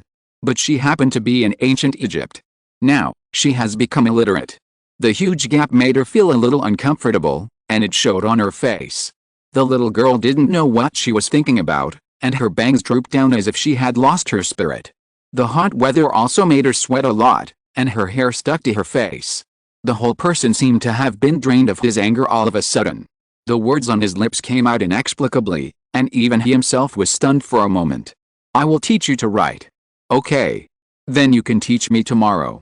The girl jumped up from the chair happily, and her genuine joy made Amónhotep happy as well. But she felt something in her hand and frowned. But what? Amónhotep leaned over and asked. Is it time for you to eat? Tia asked cautiously. By the way, she came here because of this matter in the first place. It's really not hard at all. Try it. Amónhotep. Amónhotep, what should I do if my wife's cooking is too bad and I don't want to eat it? Amónhotep's small classroom. Akhet season is the flood season. Lachinu is some places on the eastern coast of the Mediterranean, like Israel. If you're listening to this novel on a channel other than Fanfic World, it means they downloaded and uploaded it without effort. We cordially invite you to visit our channel, Mundo Fanfic Novelis. There you'll find the original version of this story and you can explore many other novels of various genres. We're waiting for you to immerse yourself in a world of incredible novels. Chapter 35 Aksha Hieroglyphics class begins. The sun was shining brightly, and the courtyard garden was beautiful. The fish in the pond swung their tails happily, the lotus flowers were in full bloom, and the breeze brought bursts of fragrance. Walking in the middle made people feel relaxed and happy.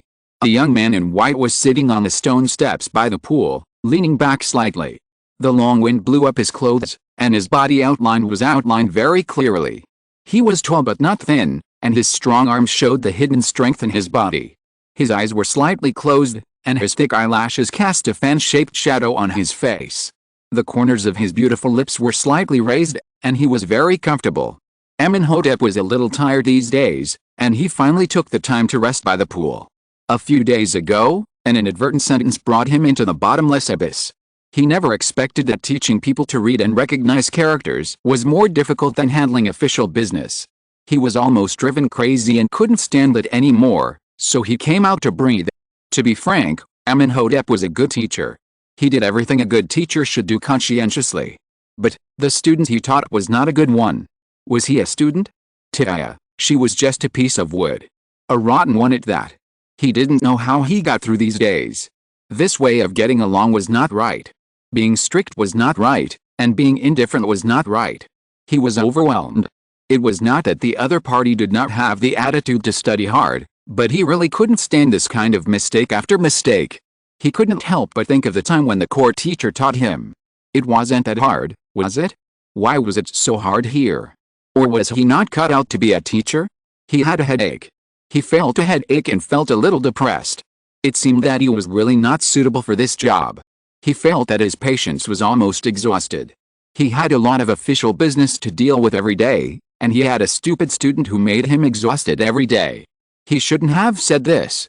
Otherwise, let her go to the House of Life to study. The priests there are all professional, and almost all the scribes of Kemet are trained in the House of Life. In any case, maybe they are better than me. It can let her learn something. If I did something that angered the heaven and the people and made this little teacher so angry, it would be a long story. You have to know that the Chinese habit is that when writing a sentence, it must be the same as when speaking it, with a subject, predicate, and object, and the order will not be messed up, and the words cannot be missing, but Kemet is not like that. Take that sentence for example, people pour out water, which is naturally written and said in Chinese, but Kemet writes it like this, pour out, people, water. This is too embarrassing for Ya. This is her writing habit for many years, how can she change it just like that? This point has been repeatedly taught and never changed, which made Amónhotep very angry. Let's not use the time limit word today. No matter how she promises herself now, the next line in a few minutes will be people pouring water out. It's really hard to change it no matter how she teaches, which makes him doubt his life. Another thing is that she often writes from left to right, and she can't learn to write from right to left. She insists that it is convenient. Amónhotep also knows that it is convenient. But you can't really do it. Actually, now it is just in the stage of recognizing words. It's enough to be able to recognize words, but this teacher is responsible. When you just start to learn to write, you will develop this habit, otherwise you will not be able to change it in the future. Later, Amónhotep simply ignored it and persuaded himself that his original intention was to let her learn to read, and not to be serious about such things. What's more, this is mostly for symmetry and beauty, and he doesn't force her to be a scribe or architect. Just think about it. Because the obsessive-compulsive teenager Amónhotep is a competent teacher, he taught and explained it over and over again, and she finally learned it. But a new problem appeared again. Because Ya was not used to writing from right to left, she often brought her arm over when she wrote, dirtying a large piece of papyrus, and several boxes of paper were wasted for this. Saho was so distressed. This person was too unconscious. Such precious paper was wasted so casually. But His Highness didn't care and didn't let him say anything. He was so upset that he gritted his teeth every time he saw Ya writing. Nowadays, no matter how rich a person is, he won't be so generous with paper and paint when a child is learning to write. At present, the production of papyrus is not high, and it is only used by the middle and upper classes. Not to mention pigments, which are ground from precious minerals. Who has the spare money to let people who are learning to write like this? Children usually use broken pottery jars to write on them with stones, or write on the sand with branches. Even if Ya's father came, even Ra, he would not let his children use papyrus and paint at this stage of learning to write. He couldn't afford the money. But who is Amónhotep? The son of His Majesty Amos and the heir to the kingdom. These small amounts of money are just a drizzle to him. Anyway, he doesn't feel sorry for it. No one reminded her, and Ya didn't know about this. In her cognition, papyrus might be the same as modern papyrus, which is everywhere on the street, and she didn't feel any psychological burden when throwing it away. Later, one day, when she went to the street to buy a piece of papyrus, she realized how appallingly she had wasted it. Of course, this is a story for later. Amónhotep has been out for a while, and he has to go back if he sits for a while. There is no way, the one who is still working hard on calligraphy, who has he, in the room, when he came out, he assigned Ya a homework to copy a book of wisdom from the ancient kingdom. It's not long, and it's not short. You can't make mistakes if you copy it. If he stays for a while, he feels that he can't control himself. You can't let him shout without caring about his image. The cool breeze blows, and a naughty fish jumps out of the water, splashing water droplets. The water droplets reflect colorful halos in the sun, which is extremely beautiful. The cold water splashed on Amónhotep's face, calming him down a little. Somehow, he always felt that he was not himself recently, but he couldn't say anything. Tia's influence on him has exceeded his expectations, and his emotions have gradually gone out of his control. This won't work. Otherwise, let her go, and the two of them should not get together again. Her situation has been investigated by the entourage, and there is nothing abnormal about her. Just treat it as your feeling is wrong, and don't put her in front of you anymore. Amónhotep secretly made up his mind to end this relationship, and told her clearly that she should go to the House of Life to continue studying and stay away from him. Whether it's friends or something else, he can't let this happen again. His intuition tells him that this relationship will be a prelude to unknown dangers in the future. He will become the king of Kemet, and as a king, he needs to stay calm at all times. Tia sneaked out of the house. She originally wanted to write a good article for Aksha to see, but for some reason, she felt uneasy. After Aksha left the house, she and Saha, the dead face, were the only ones left. She really didn't want to see his grinning face. She came out quietly. She wanted to see Aksha. She felt that he was not in a good mood recently. If Saha knew about this, wouldn't he cry out? When did I become a dead face? I was in pain. Do you know what pain is? She didn't dare to speak when she came closer. The boy in front of her was so spotless. The sunlight also covered him with a halo. He was so beautiful that he seemed to be out of this world. The weather seemed to be a little too hot, and his brows were also frowned. This made her speechless. Aksha was really too tired recently. He taught such a stupid student all day long, and now he wanted to sleep, but he was sunburnt. Thinking of this, she felt a little distressed. She should let Aksha have a good rest. After thinking about it, she walked in front of him carefully and shielded him from the pouring sunlight so that he could feel more comfortable. His figure is quite tall, and it takes some effort to cover him completely. Tia stood on tiptoe and made a human parasol with great effort. The sun was blocked by the shadow. Someone is coming. Amónhotep's hieroglyphics class has started. What should I do if my wife doesn't study hard? Most of the time she is pretending. Just kiss her twice. Woo woo woo woo, I am guilty. I didn't update because I was playing a dungeon. Chapter 36, Being Persuaded to Leave. Amónhotep opened his eyes. Although the man was small, he tried his best to block the scorching sun for himself. Seeing him wake up, Tia was a little annoyed. She wanted him to sleep more comfortably, but she woke him up. Her rosy lips opened and closed, and she didn't know what to say. I'm sorry, I saw that you were not comfortable sleeping here. The sun is so strong, I want to block it for you. Puff. Amónhotep was stunned for a moment, and then he was amused by her. This girl was too silly, and he couldn't help laughing. Who sleeps in this posture? If I really slept like this, wouldn't I have fallen into the pond and fed the fish? This laughter was extremely contagious. The boy's beautiful eyes curved into crescents, and the gems decorated in his hair swayed with the amplitude of his body shaking, colliding with each other, making a tinkling sound. Him? Is he laughing at me? Laughing at my stupidity? It seems, it is indeed a little stupid. She almost wanted to cover her face and run away. The boy's smile was really bright and moving. Tia was a little crazy. Oh my god, how can someone in this world look good no matter what he does? What did she do wrong to have such a top-notch person in front of her every day? She can only look at him but not touch him. Since she came here, she felt that she was becoming more and more crazy about him. Seeing the girl in front of her with a crazy look in her eyes, Amónhotep also put away his smile and became serious. He did deliberately seduce her before, but now, he didn't want to do it. He had made up his mind that some things would be better for everyone if they were said earlier. Aksha, I didn't write the book of wisdom. I wrote it and it's in the room. Really.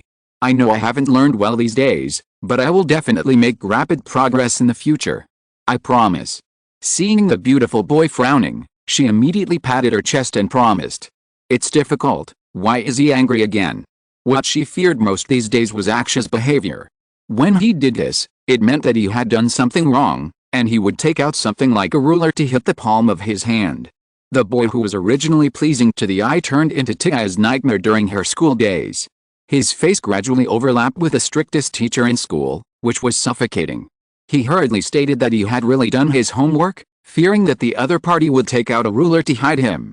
Her hands would be swollen these 2 days, okay. He stretched out his hand and rubbed his painful forehead. How could she take the initiative? Now that she said so, how should he talk to her about the house of life? The scarab ring rolled on his finger, and it was particularly dazzling under the sunlight. He couldn't help but stare at it.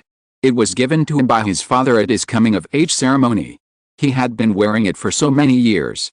On that day, his father told him what he should say and do as a member of the royal family, what he should do and what responsibilities he should bear. On the back of the scarab was a seal, on which his name was deeply engraved, Amónhotep, written in the most neat font, stroke by stroke, just like the life he should have, calm, rigorous, and meticulous. It reminded him of every word his father had said, and reminded him what he should and shouldn't do. At the moment, he repeatedly lost control for a woman, which was not right. So let it go. After organizing his words, Amónhotep finally spoke. Tiaya, it's like this. I don't think I'm suitable to be your teacher anymore. You go to the house of life in the temple of Horus. There are many, many priests there. They specialize in teaching scribes to read and write. I will write you a letter of recommendation. He spoke very quickly, as if he was afraid that the other party would disagree, and hurriedly made a decision. Amónhotep was also sincerely thinking about the other party.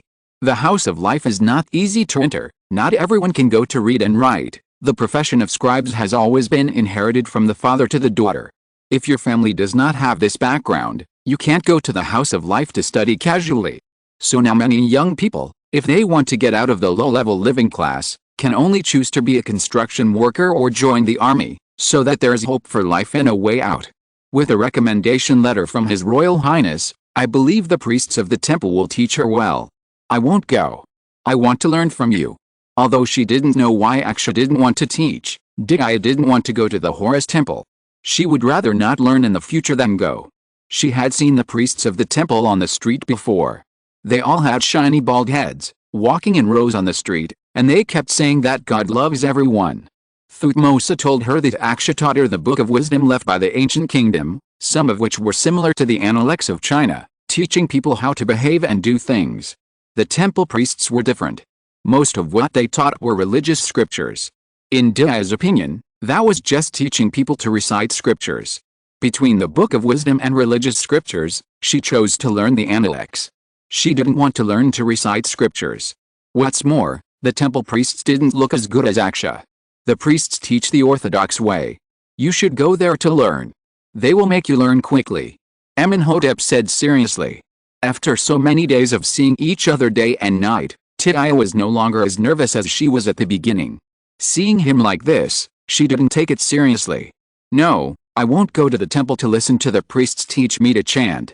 I said, don't you want to teach me anymore? You are the one who said you want to teach me, and you are the one who said you don't want to teach me anymore. If you don't want to teach me, then don't teach me. I won't let you. That's not what I meant. The priests teach very well. Amónhotep frowned and looked over, explaining to the girl who looked quite angry.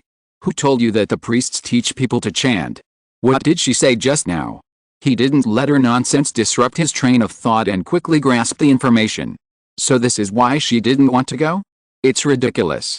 The priests in the House of Life teach religious scriptures, but they are more based on the Book of Wisdom. They would not show the core things to people to learn. Oh, how could they show those secret things to people? If they really showed them, it might cause unrest in the kingdom. Gods are just for listening. It is only necessary to bring them out and put them together with the kingdom. For the rulers, combining the royal power with the divine power can better control the entire kingdom. Everyone is happy to do this, so why wouldn't the king do it? Ah. Thutmose told me. This answer was of course thoughtless. Besides, it was he who said it, so it was not wrong to say so. What? Who called me? The heavy wig was fixed with a golden headband, and a giant incense cone almost as big as his head was on top. Thutmose's big head stretched out from behind. He seemed to hear someone calling him just now. Amónhotep's forehead was throbbing with veins. What did he want to do by saying this to Tiaya? As a general, didn't he know about the tricks of the temple? He even said such nonsense. Picture. He glanced at Thutmose's outfit, and his head hurt even more. He seemed to have forgotten something. Temple, ahem, have you forgotten? Today is the day when the priests of the temple come to Natan City for inspection. Oh, that's right, he forgot this thing. These days, he was dizzy from teaching Tiaya to practice calligraphy, and even forgot this thing. You are dressed like this, Are you going to participate in the parade? What else? Thutmose didn't think so. How could such a grand event be without him? Parade? Do you know who is coming? You still participate in the parade? Glancing at Thutmose, Amónhotep seemed to know something inside, and he hinted. Whoever comes can't stop me from attending the rally. Thutmose didn't care. The words came to his lips but he swallowed them back. Amónhotep didn't say anything. Just let him go, and don't regret it when he goes. What parade? Can I go too? Tiaya interrupted excitedly. There were not many opportunities to be so lively, and she wanted to go too. Sure, let's go now. If it's too late, there won't be many people. Thutmose said and started walking. Tiaya also followed him with her skirt lifted. When she ran to the door, she remembered something. Hey! Her little teacher hasn't gone yet. What's the point of staying at home alone? She turned around and waved, Aksha. Come on and go with us. After that, she ran out in a hurry again. Thutmose, wait for me. Amónhotep shook his head and smiled bitterly. Well, I'm afraid this thing today is going to fail. Here is a little popular science. In ancient Egypt, boys became adults at the age of 14 and held a coming-of-age ceremony, in which there was an important activity. That was circumcision, binding, skinning. Chapter 37, Rally Turbulence. When the group reached the river bank, it was already crowded with people. Both sides of the road were crowded with people, all trying to catch the subway during the morning and evening rush hours.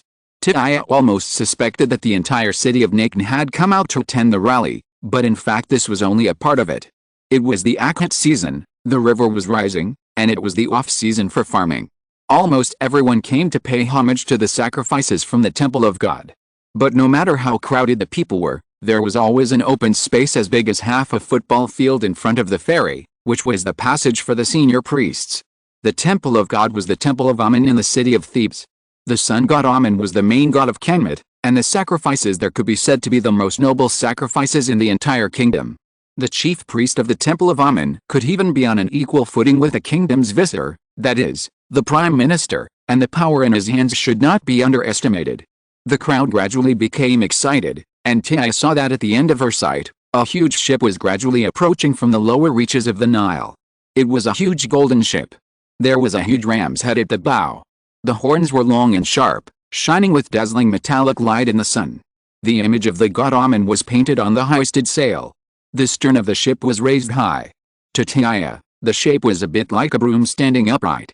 2 rows of bald men in white robes stood on the deck, facing each other, with a very respectful attitude. In the middle of them were 3 luxurious sedan chairs, covered with white gauze, and a string of dazzling tassels hung on the 4 corners of the sedan chair roof. It seemed that the 3 in the middle were the real masters, the most noble people in the entire procession. The giant ship gradually approached the shore. The priests from the Horus temple in Nakan City, who had been waiting for a long time on the shore, brought a huge ship plank and laid it between the giant ship and the ferry. The bald priests on both sides of the deck immediately stepped forward in an orderly manner, divided into 3 groups to lift the sedan chair and walked off the ship. The crowd in the square immediately cheered, and the noise was endless, almost deafening Tiaya. Is this the ceremony of the temple? It's so big and there are so many people. I thought it was the god Amon going on tour. He reached out and poked Aksha beside him, muttering something in a low voice. The latter frowned immediately and looked at the claws scratching his arm, but he still resisted the urge to slap it away. Don't say the name of the god in such a teasing tone. Amónhotep said seriously.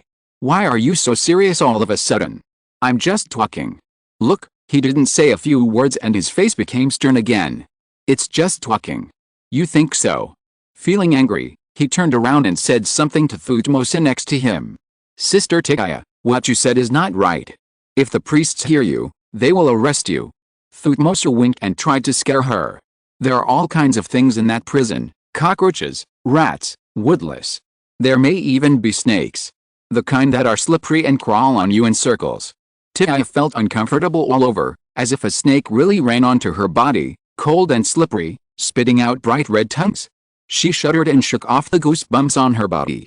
She was most afraid of snakes. How do you know? Have you been in there? She couldn't help but talk back. She didn't believe he had been there. He glanced at the man and acted as if he had suddenly realized something. Well, You really have been there? What crime did you commit? Thutmose didn't say anything. He didn't want to talk anymore. There aren't too many people now, it's just a sacrifice trip. Unable to bear the two bickering, Amónhotep answered Tiai's previous question lightly. To be honest, he had no interest in this kind of thing. He didn't like this kind of gathering. If he hadn't been dragged here by them, he wouldn't want to come at all. Looking back at the dense crowd behind him, Tiai was speechless. This is not a lot? Then what is a lot? The sedan slowly moved to the front of the crowd. Tiai couldn't help but stretch her neck. She wanted to see what the people inside looked like. The curtain of the first sedan was open. A handsome bald young man sat inside. His white linen robe was embroidered with the stars of the sky in gold thread. He sat upright in the sedan, nodding from time to time to respond to the people around him.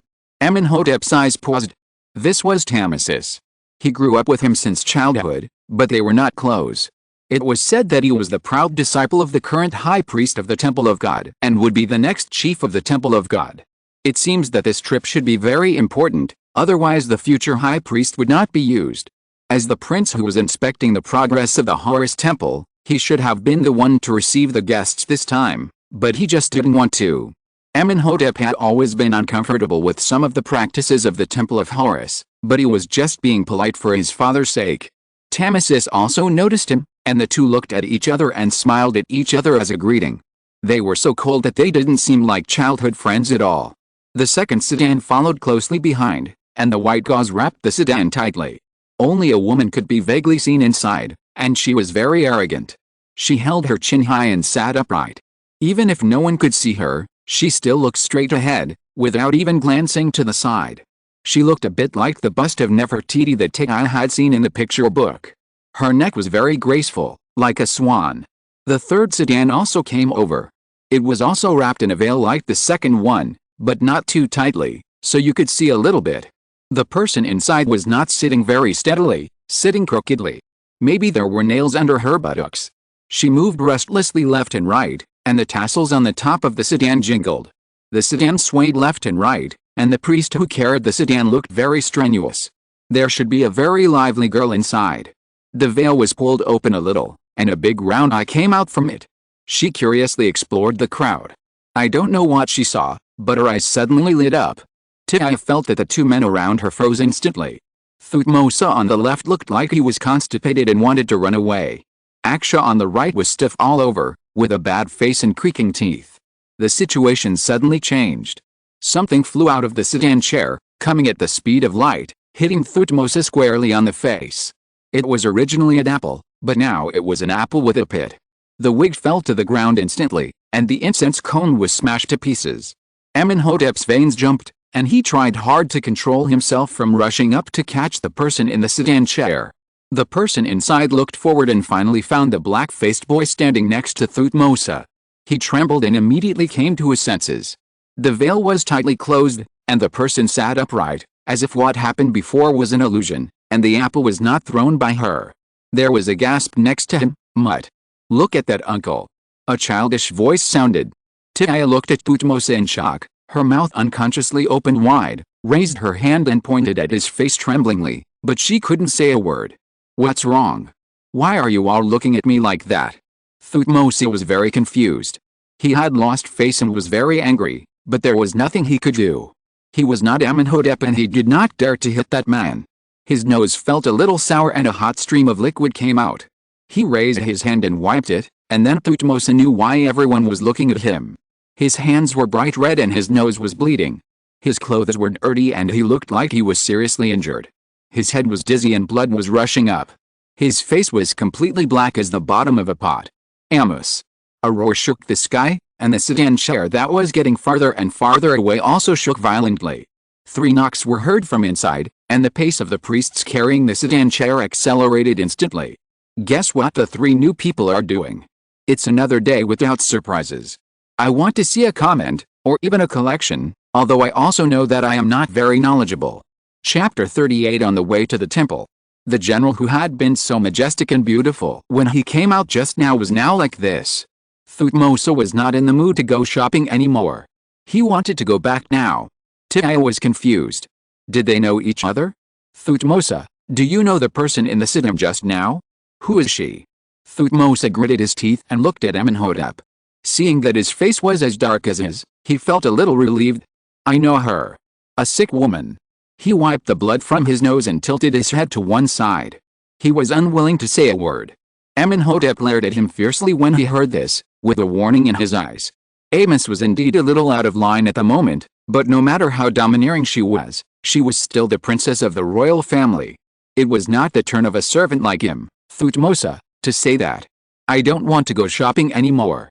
You can go shopping by yourselves. He shook his sleeves angrily and squeezed out of the crowd without looking back. The interest he had just come out was completely gone. He now needed to calm down and tidy up his appearance. He knew that this damn girl Amos was his eternal nemesis. Every time he saw her, nothing good happened. He didn't know how he had offended her. She always embarrassed him. It was enough. His Majesty the King and the Queen should really take good care of her. Can you not let her come out to harm people all the time? The main thing is that she shouldn't come to harm him. What grudge does that person have against Thutmose? Why was she so ruthless at the assembly? Picking up the apple on the ground, he weighed it in his hand. My God, it's not light. Dia squinted in confusion. That girl was too unreasonable. This apple was thrown from a long distance. How painful it must be. Did Thutmose break his nose again? Maybe they're destined to be enemies. Amónhotep said helplessly with a gloomy face. What can he do? She is his own sister. Amos is already an adult. Can he still expect him to beat her up? Amos is Amónhotep's youngest sister, born to the same mother as him.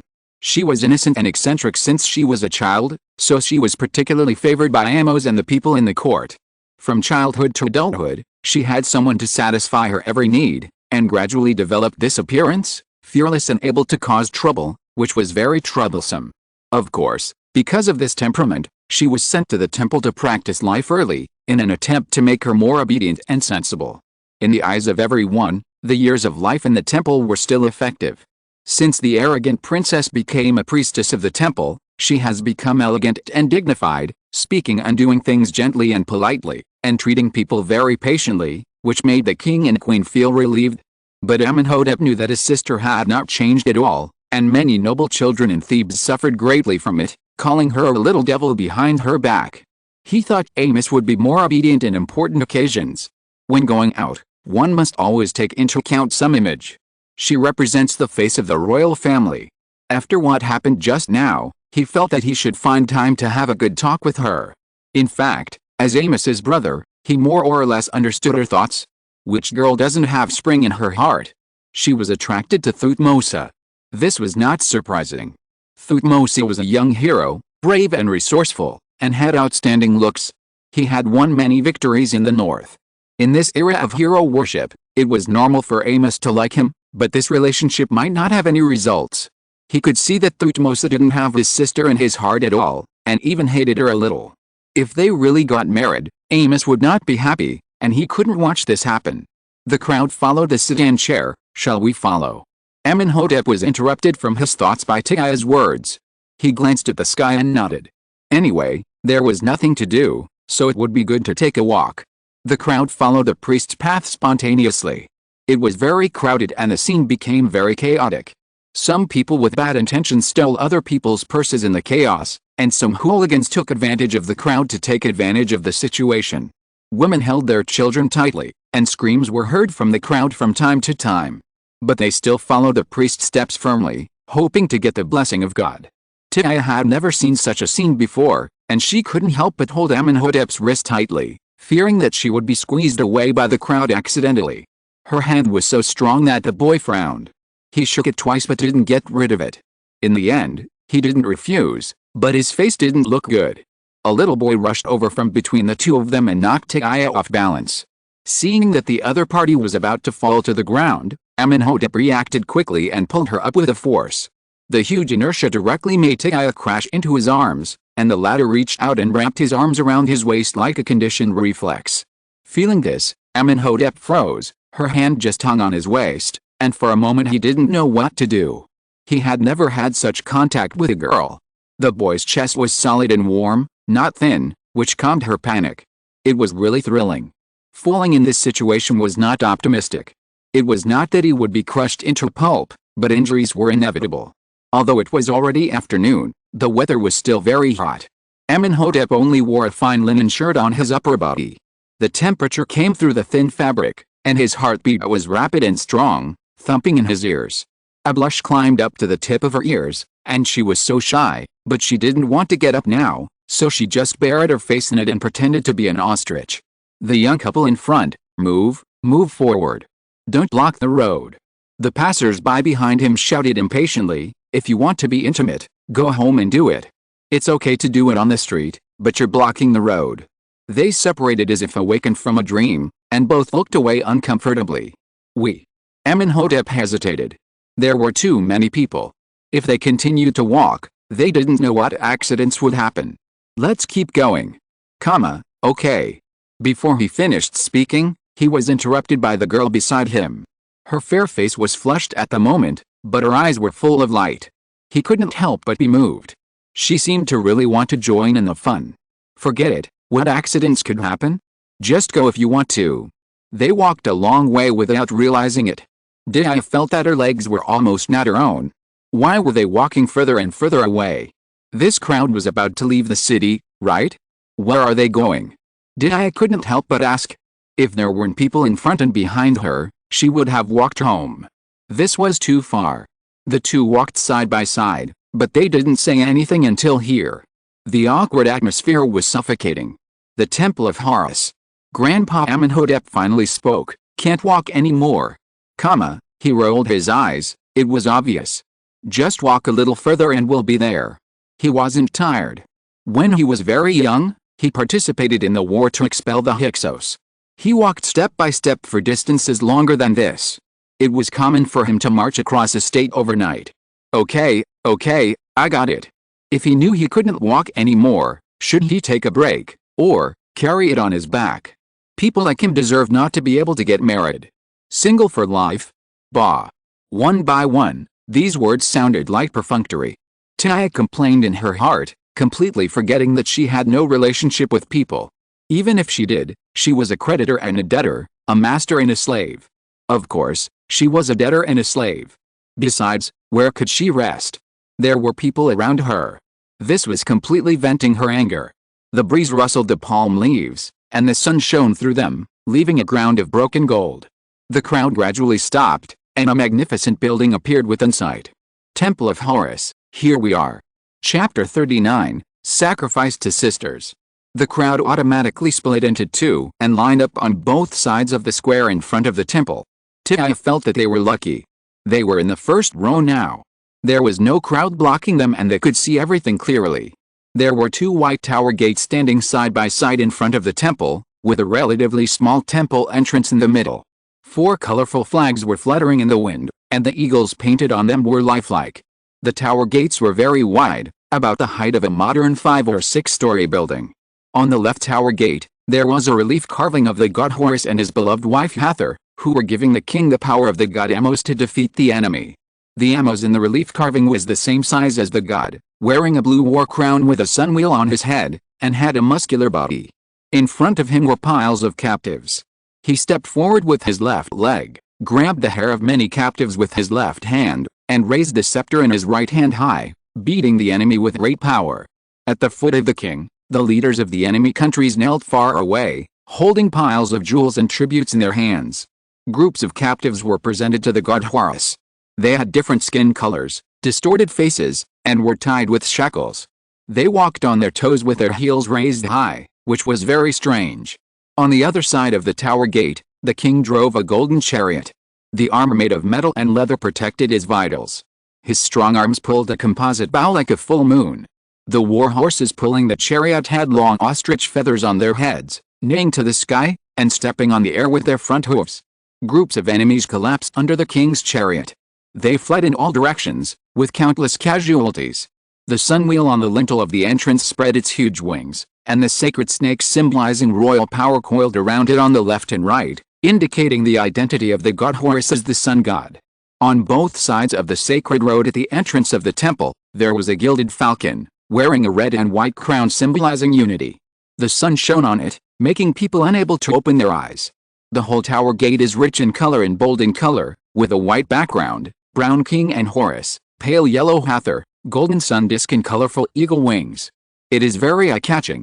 Even an architectural layman like Daya thinks that the picture is extremely harmonious and magnificent, making people unable to help but look at it again and again.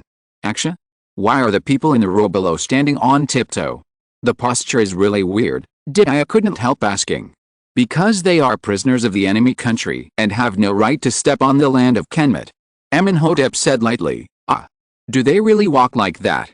It's okay to walk like this for a while, but it's too torturous to walk like this all the time.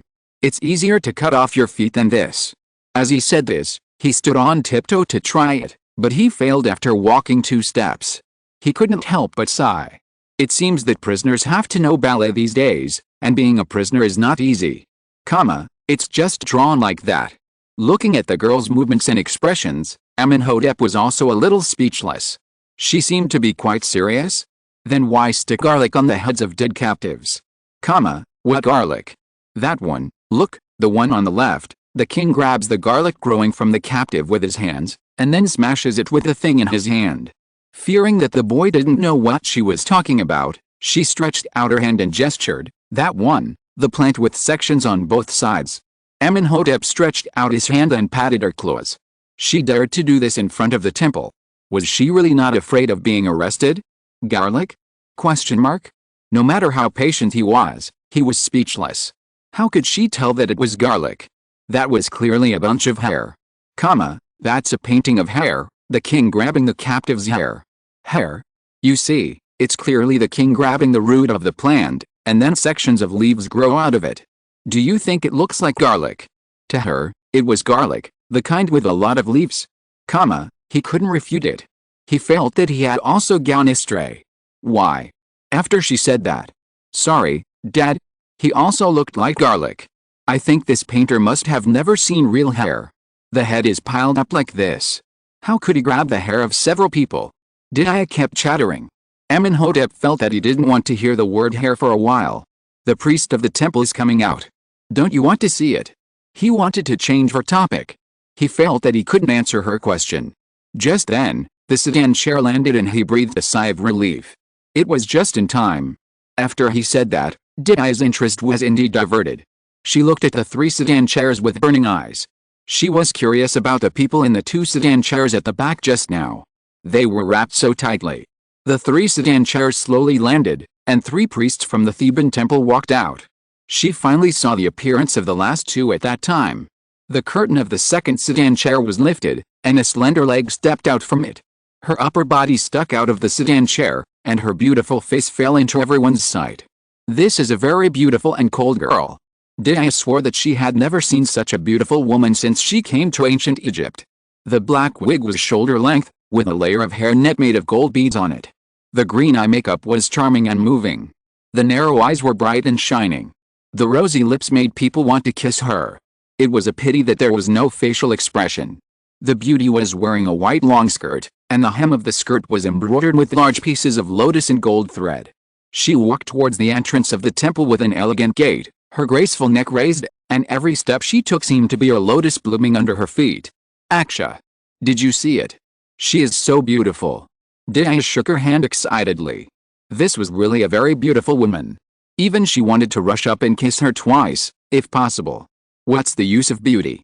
People are more lovely only if they are beautiful inside.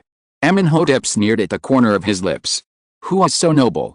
It turned out to be his affectionate sister Amónhotep. What? Not going to Memphis? Don't like Sepal anymore? Or did she get some great news?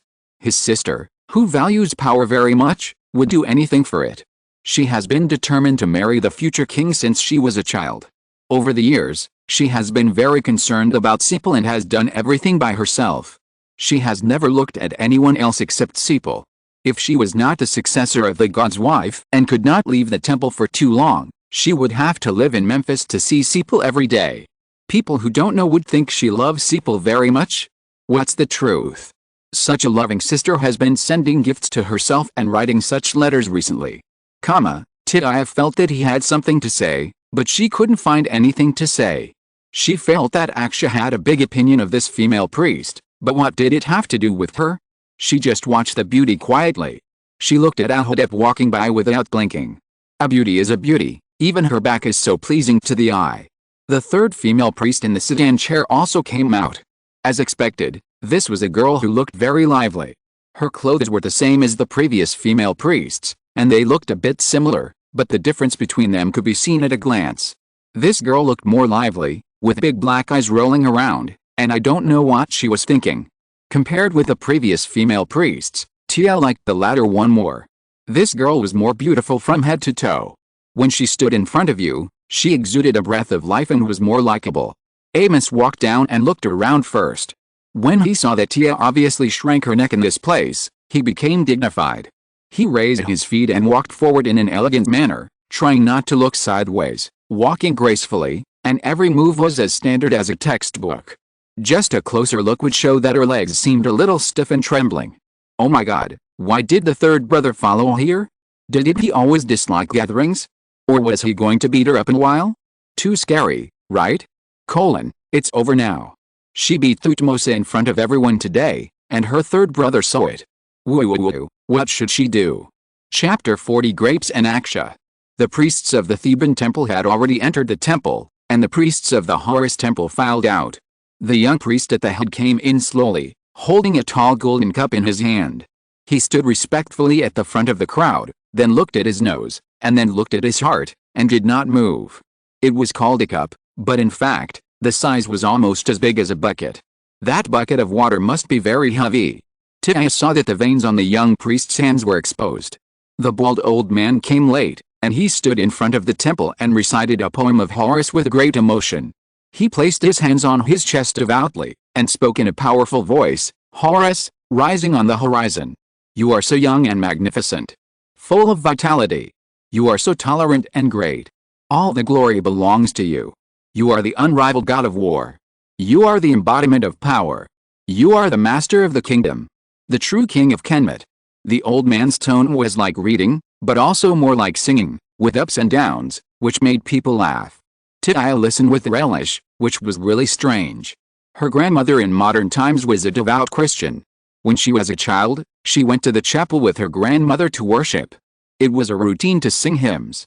Often, she fell asleep as soon as the priest started. I don't know if the old man sang well or she was in a good mood today. She was successful and didn't feel like sleeping at all. This person's figure seemed a little familiar, but his appearance was not clear. His big bald head shone in the sun, and the golden statue of the eagle behind him was also shining, and it was not clear at all. Tia suspected that his head was polished and waxed, otherwise how could it be shiny? Thutmose also had a bald head, but it was different. His forehead was full of stubble, and it certainly didn't have this effect in the sun.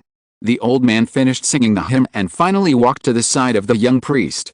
Since the singing just now, the crowd has quieted down, and their expressions have become solemn. On the entire shrine, only the sound of wind blowing through the leaves can be heard. He folded a white water lily in his hand and began to walk in front of the crowd, and the young priest behind him followed closely. Every time a person passed by, he dipped the water lily in the golden cup and sprinkled it on the person, while saying something like Horus bless you. The person who was sprinkled with water immediately closed his eyes. His expression was very intoxicated. The bald old man sprinkled water all the way and finally walked in front of Tia and Amónhotep. Tia recognized the identity of the bald old man in front of him. Isn't this the black-hearted shopkeeper Busiri who treated Gunu that day? No, black-hearted doctor. Anyway, he is quite evil-minded. I don't know if he can be cured, but he asked for 200 deben of gold, which made her owe a lot of debts now. You don't know how expensive firewood and rice are until you run a household. Every time Tia, who is a householder, thinks of these 200 deben of gold, her heart bleeds. That's 12 pounds of gold. 12 pounds. Fortunately, Gunu is well, so she spent the money. Money is always not as important as life, otherwise she would definitely give this Busiri a banner of skillful hands and black heart. Thinking of this, she couldn't help but glance at him with resentment, this damn old bald donkey. Obviously, the acquaintances were right in front of him, but Busiri treated them no differently from others, with a serious expression, and even didn't raise his eyelids, and there was no fluctuation in his eyes, as if he didn't know these two people at all. The high priest is the high priest, and his acting skills are so outstanding. The white water lily touched the holy water in the golden cup.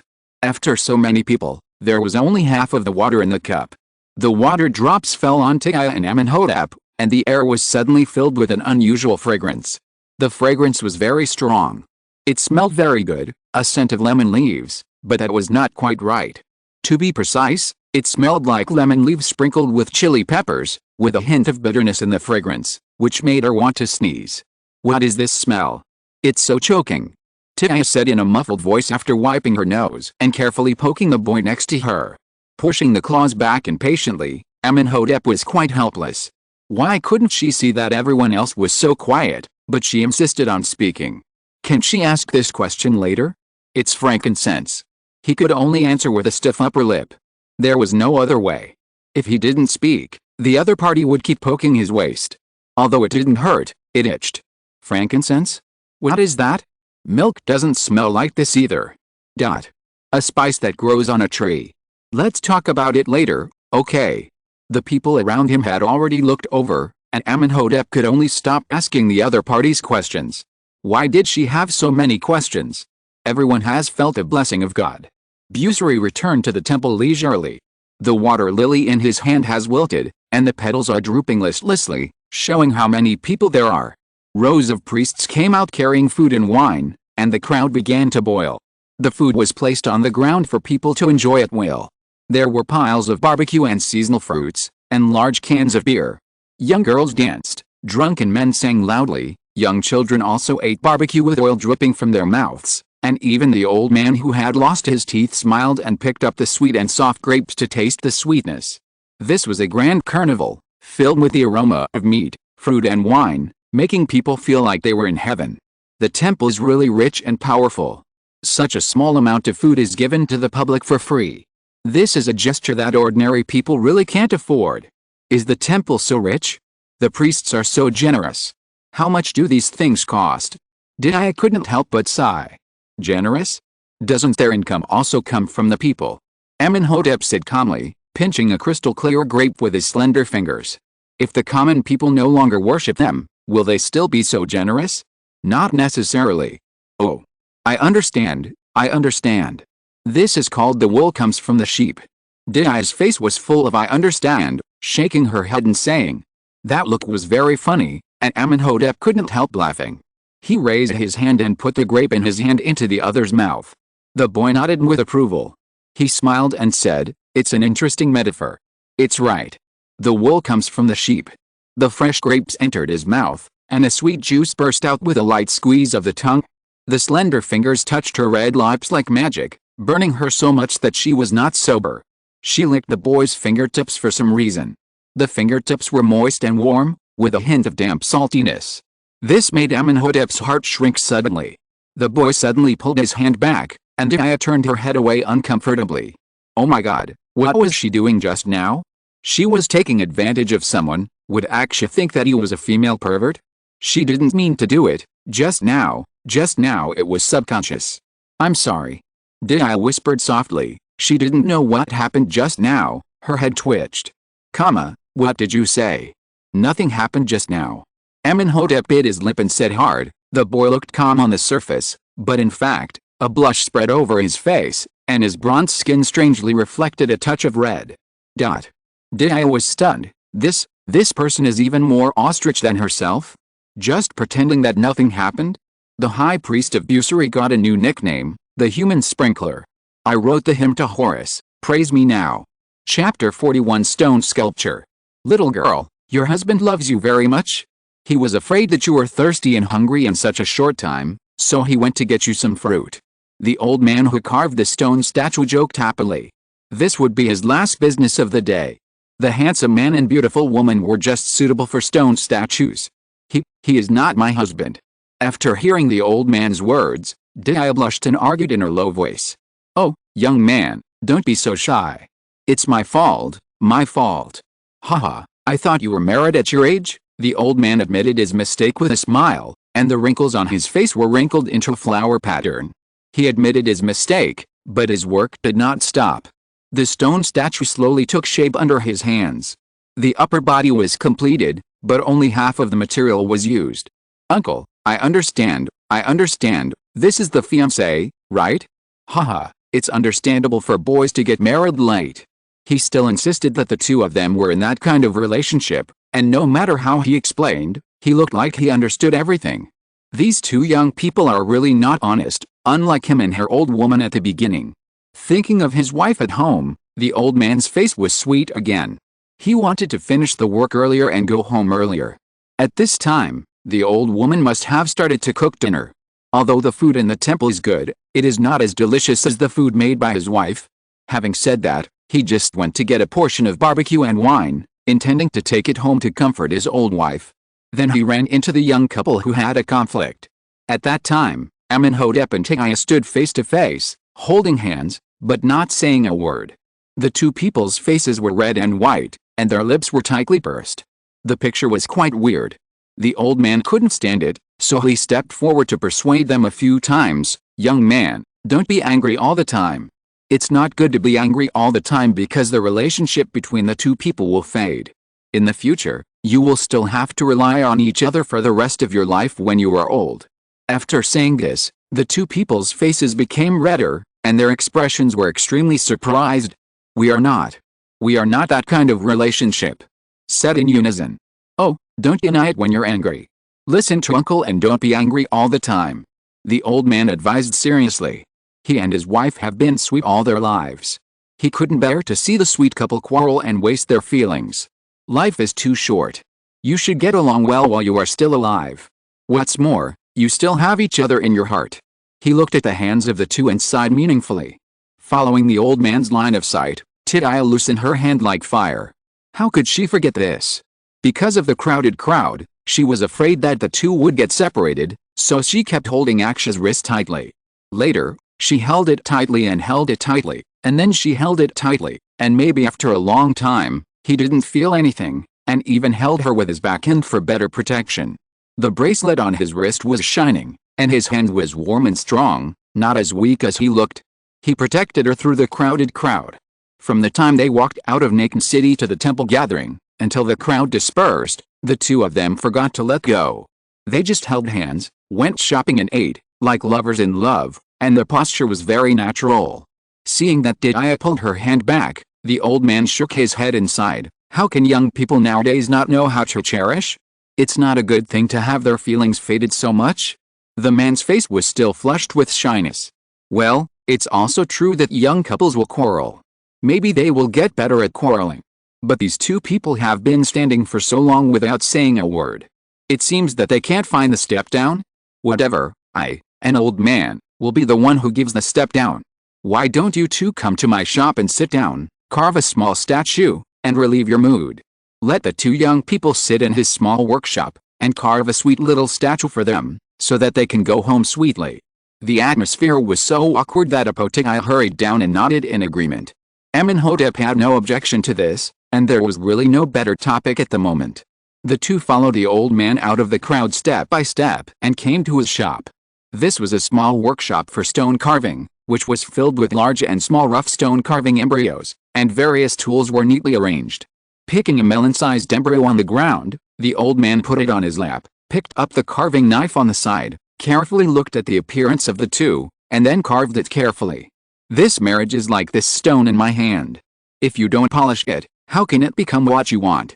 It doesn't matter if you quarrel, what matters is to reconcile. While busy, the old man didn't forget his original intention, and he kept talking to himself.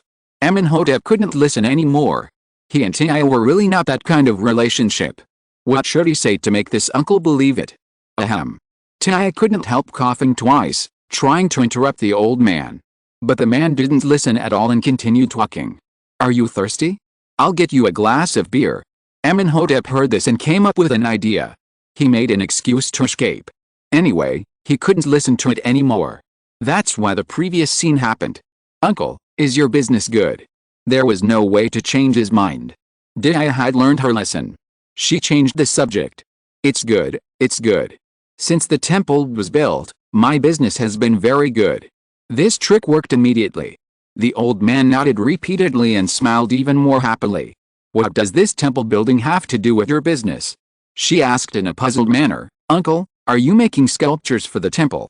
Hearing this, the old man waved his hands quickly. No, no, if I were 20 years younger, I could still contribute to the god Horus. Now, I'm old, and this kind of work still needs young workers to do. What are you doing? My son, defies, is one of the construction priests working in this Horus temple. When the old man mentioned his proud son, the smile on his face became more genuine. He has the right to open the basement of the antechamber.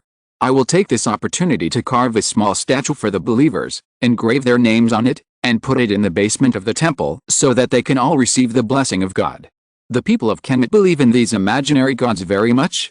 Whether they are alive or dead, they are eager to have a little relationship with God. The temple is a very mysterious place. When I was traveling before, the tour guide said that ordinary people only have the opportunity to walk into the temple from the entrance a few times in their lifetime. They may have the opportunity to enter during festivals, but it is only the front hall. Going further in, ordinary people cannot enter.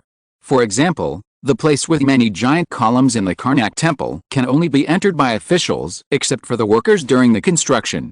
Only the king and high-level priests can enter the shrines where gods are enshrined and the holy boats that gods ride. Therefore, this way of putting one's own statue in the temple so that one can always bathe in the light of God is quite popular.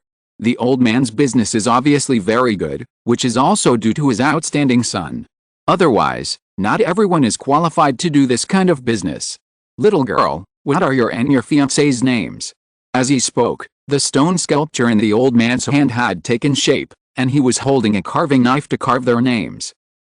Following the sound and seeing the sculpture in the old man's hand, Tia was confused. A flame ignited in her heart and her face turned completely red. How did he make a two-person version? Exclamation mark. And it's interactive. Exclamation mark. If you're listening to this novel on a channel other than Fanfic World, it means they downloaded and uploaded it without effort. We cordially invite you to visit our channel, Mundo Fanfic Novelis. There you'll find the original version of this story and you can explore many other novels of various genres. We're waiting for you to immerse yourself in a world of incredible novels. Chapter 42: The Drunk and the Return. The two little figures snuggled up to each other. The girl's hand was entangled in the man's elbow, and her face was looking at the other person. She said something like a spoiled child, and her face was covered with a layer of sunset red. The man's head was also slightly tilted, with a doting smile on the corner of his mouth. His attitude was very intimate. The old man's craftsmanship was very good. The stone sculptures were very lifelike. Even Tia's hair was carved vividly. Unlike other stone statues of women, the black hair was draped on the chest. It was only a thin layer that could show the appearance of real hair. Uncle. No, this won't work. He and I are really not. Tia waved her hands again and again. What if Aksha saw this?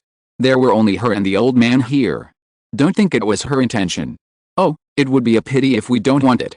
Then this statue will have to be smashed. The old man said with a distressed look. Although he said no, he couldn't help but glance in that direction.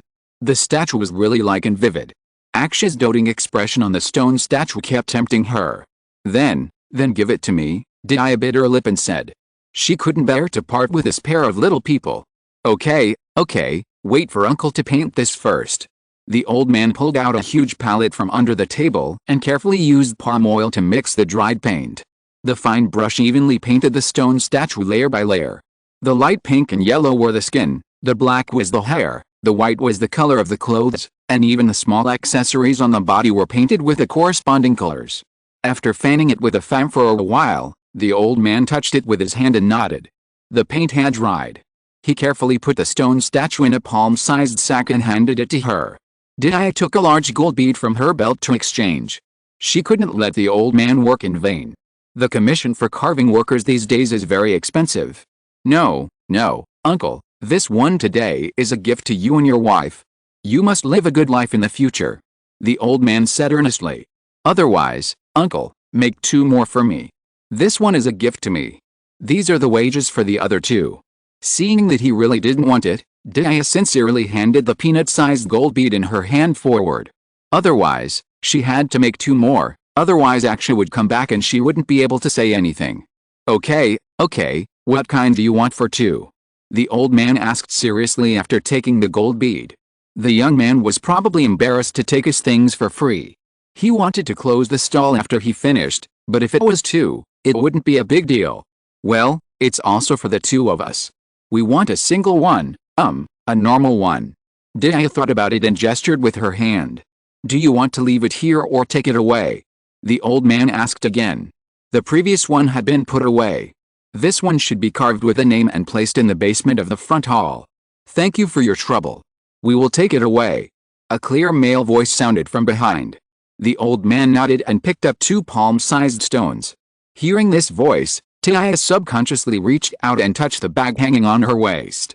The bag was heavy, just like her heart now. What was in it was him and her. Dia, Aksha. Amónhotep came back from a distance. After a stroll, he was no longer so embarrassed. He held 3 cups of beer in his hand, put one of them on the craftsman's table, and expressed his gratitude to the old man in a warm voice. The old man smiled and waved his hand and said it was okay. The more he looked at this young couple, the more he liked them. Looking at them reminded him of him and his old wife when they were young. The man and woman in the sunset were particularly well matched, exuding full of vitality. It's good to be young. It's so heavy, what are you going to do with it? Dia blew the beer in the pottery cup carefully, and the floating material on it made her unable to drink it. It's not very heavy, Amónhotep answered vaguely. He was a member of the royal family, and he would not let his image be buried in the basement of the temple with a group of statues, and be covered in dust without seeing the sun all day long. He would be the future king, the son of the sun god Amon. How could his statue be placed in such a dim place? And his eyes looked at the old man who was concentrating on his work, and the stone chips flew in the old man's hands and fell all over him. Amónhotep didn't know if the old man was the kind of person he knew. If not him, it would be some other craftsman. Sooner or later, the stone statues in the basement would be saturated. At that time, the lazy craftsman would take out the finished stone statues, erase other people's names, and carve another one. Amónhotep didn't want this kind of treatment. The pottery cup in his hand suddenly tightened. In this world, only he would erase other people's names. The rosy sunset climbed up the western sky, and Amónhotep and Dia said goodbye to the old man. The young men and women walking side by side under the setting sun were particularly pleasing to the eye. The old man nodded with satisfaction and simply tidied up the workshop. It was almost evening, and if he went home now, he could still catch up with the old woman's dinner. Do you want to go shopping again? Or go back? Amónhotep asked. Go back, it's getting dark. The crowd had not dispersed yet, and the carnival had not ended yet, but Dia had had enough of shopping. Some people were already drunk and unconscious. They lay in the square in front of the temple, and were lifted up and carried back home by relatives and friends. A drunk fell at Tia's feet, gurgling and burping, which really scared her. She looked at the boy beside her helplessly. Friend, wake up. Receiving the look from his female companion, Amónhotep stretched out his foot and kicked twice. The drunkard took a bleary-eyed look, and then, as if suddenly realizing something, he grabbed Amónhotep's slippers. Mutt. One high, one low, Amónhotep and the drunkard stared at each other. Mutt? It's fine if he recognized the wrong person, but he couldn't even tell the difference between a man and a woman? The drunkard impatiently pulled his leg out and rolled over again. Let's go. He was just a drunkard, and it was not His Royal Highness's turn to worry about him. Amónhotep didn't even bother to look at him, and continued to walk forward. Mutt. Don't abandon your son. The drunkard pounced and hugged his thighs tightly. Amónhotep's eyes darkened, and it seemed that he was about to stretch his leg to give the drunkard a fatal blow. Sorry, my friend is drunk. Sorry to bother you. We'll take him away now. A few shirtless men jumped out from some corner. They rushed up and dragged the drunk man with all their hands and feet. The drunk man was very strong and couldn't be pulled up for a while. With the unremitting efforts of several people, the drunk man finally let go of Amónhotep's poor thigh. Mutt. The drunk man let out a heart-wrenching cry, and then stretched out his hands and kept waving and grabbing something. Several people dragged and carried him and ran away, and soon disappeared in the dark alley. Hiss. Amónhotep finally realized it and let out a cry of pain, raising his hand to cover his calf. What's wrong? Could it be that he was injured just now? Dia asked hurriedly. Horizontal ellipsis. The young man remained silent and did not let go. Don't be like this, please. Let me see, how badly are you injured? He was so stubborn that Dia could not care less. She squatted down and tried to pry his hand apart. She could not pry it apart. How much strength did she have to use? Let go of your hand, she glared at him fiercely. It was already this time, and you still didn't want to see it? He still did not move. Dia stretched out her hand and twisted the inside of his arm. She used her strength skillfully. She picked up the most delicate part of the skin, only lifted up a thin layer of skin, and then twisted it hard, which was the most painful. This time, he really let go of his hand. The skin was bruised and purple. Amónhotep was furious. Someone actually dared to twist him? He had never seen this in his life for more than 10 years. Puff. Ho ha ho ho ho ha ho ha. As soon as her hand moved away, the wound that Dia thought was there was immediately exposed in front of her eyes, which made her laugh out loud on the spot. How could this be a wound? It turned out that the drunkard had waved his hand before leaving, and pulled out a piece of leg hair. Amónhotep's leg hair was not luxuriant, but there was still some. It looked inconspicuous at ordinary times, but when a small piece was pulled out, it looked like alopecia areata. His smooth skin was particularly conspicuous among the sparse hair. Looking at the girl in front of him, who was laughing so hard that tears were about to come out, Amónhotep's face darkened. What's wrong? Your wife twisted it, twist it back. Don't ask me why it took so long to carve it, and don't ask me why I did it now.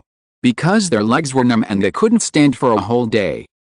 Chapter 43 Jehsekhara. The whole sky was dyed red by the setting sun, and the sunlight stretched the shadow of the boy into a long and thin line. Dia followed closely behind him, pouting and stepping on the shadow of the person in front of her. We are almost home. Why is he still angry? It shouldn't be that serious. How can a grown man be so petty? Don't be angry, right? Reaching out to hook his belt, Dia put her face forward and said, if you're really angry, why don't you hit me twice? Amónhotep silently pried her fingers apart with a gloomy face, and did not answer, and continued to walk forward. I was wrong, isn't it okay? She followed him in 2 steps and blocked the boy's way. Why is he so angry? He was not like this when I first met him. He was gentle and kind, so nice. Why is he so arrogant now, and doesn't even listen to what I say? Amónhotep took a step to the left, and she also moved a step. He took a step to the right, and she took another step back. He had to look at her, that was the only way. Amónhotep sighed and then looked at her directly. Was there something wrong with her? He didn't want to talk now. If he said it, he would be angry. The bruises on his arms hurt slightly, but these were minor problems. They were not even injuries to him. What he cared about more was. He endured the frustration in his heart again and again, and swallowed the words back when they came to his lips. Looking at this overly lively woman jumping around, Amónhotep took a deep breath. I'm not angry. Come on, your face is almost as red as pig liver. With a disdainful pout, Dia gestured in front of him, fearing that he didn't know what a pig liver face was. Have you seen pig liver? It's the kind that is a little purple and black. Your face is that color now. Amónhotep was almost mad at her. She said his face looked like pig liver? Have you seen pig liver? He has seen human liver. Do you want to cut a piece for her to see? What do you want to say? Well, I just want to ask if you are angry. I'm not angry. I can see that you are angry. You are a grown man. How can you be angry for so long over such a small matter? Seeing the boy's gloomy face, Dia couldn't help but shrink. His anxious fierce face was quite scary. Thinking of the whole thing, she still stiffened her neck and stood up. It was not her fault. She just helped him to spruce up. He should thank her. I just shaved your leg hair. So what? Wouldn't you look bad without a piece? You still have to thank me. After a few seconds of silence, Amónhotep squeezed out a few words from his teeth. Okay, I thank you. Thinking of this, Amónhotep felt very depressed. Before, in the temple square, a drunk plucked out a small piece of his leg hair. He was quite embarrassed because it was very conspicuous. But afterwards, he was no longer embarrassed, because his leg hair was gone. Not only gone, but also had 2 striped skirts. He was so embarrassed. The woman pushed him against a stone pillar by the roadside without saying anything, borrowed a carving knife from the previous stone carving workshop, and insisted on helping him to modify it. No matter how he refused, she was still enthusiastic, so he could only let her do it. In the end, what she thought was one thing, and what she did was another. That thing was not for shaving at all. Amónhotep leaned on the stone pillar and looked up at the sky, not wanting to see her expression. His heart seemed to beat non-stop with the movement of that hand, as if being tickled by a feather, making him feel a little at a loss. The slender hand swept back and forth on his legs several times, and a pleasant voice sounded in his ears. "I'm done. I'll go give the knife to the uncle first. He said he would go home first, and I'll just put it under the workbench." After saying that, she ran away without looking back, and her posture was the same as those men who ran away before, as if she was afraid that she would be caught. After sorting out his mood, he finally had time to look at his legs. This one look was not a big deal, but it made him feel suffocated and he couldn't speak for a long time.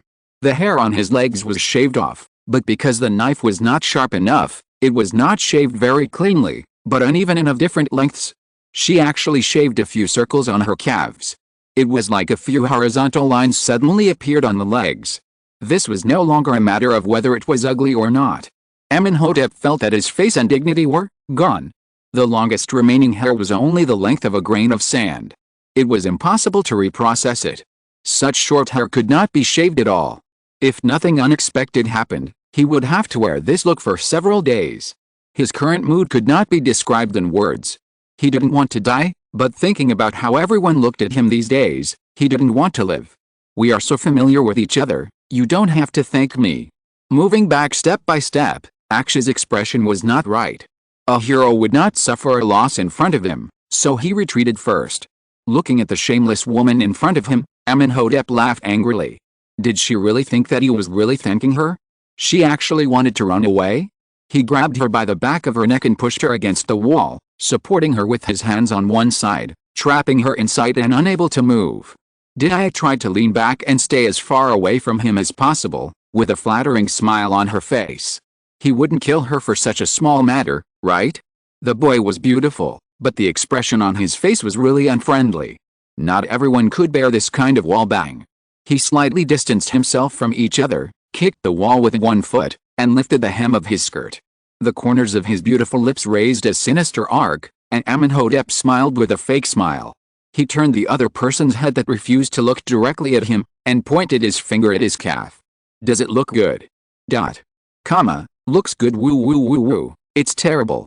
Even if the sun god came today, Aksh's legs would still look good. It's really beautiful." The boy raised his eyebrows and leaned closer. "Then why don't you look?" A dangerous breath came to her face, and Dia swallowed her saliva. "It's too beautiful, I can't bear to look at it." "Then look now, and then look into my eyes and tell me that it's beautiful." The boy's voice became more and more gentle and dangerous, which made her hair stand on end. She stiffened her neck and took a look at the colorful and horrible calf, then raised her head stubbornly.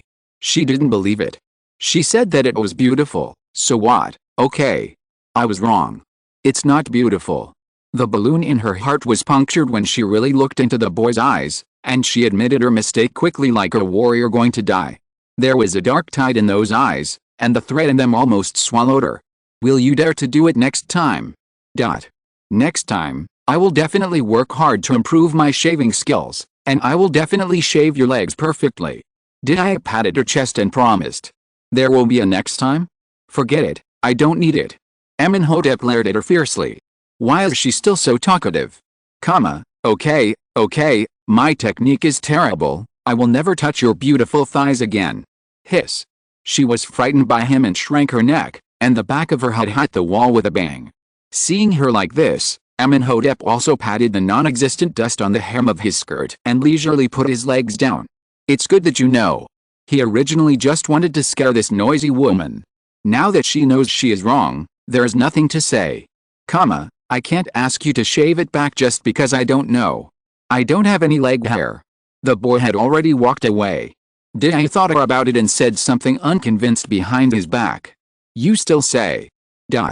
No more, let's go home." I thought I updated it, but actually I didn't. I want to take a day off tomorrow.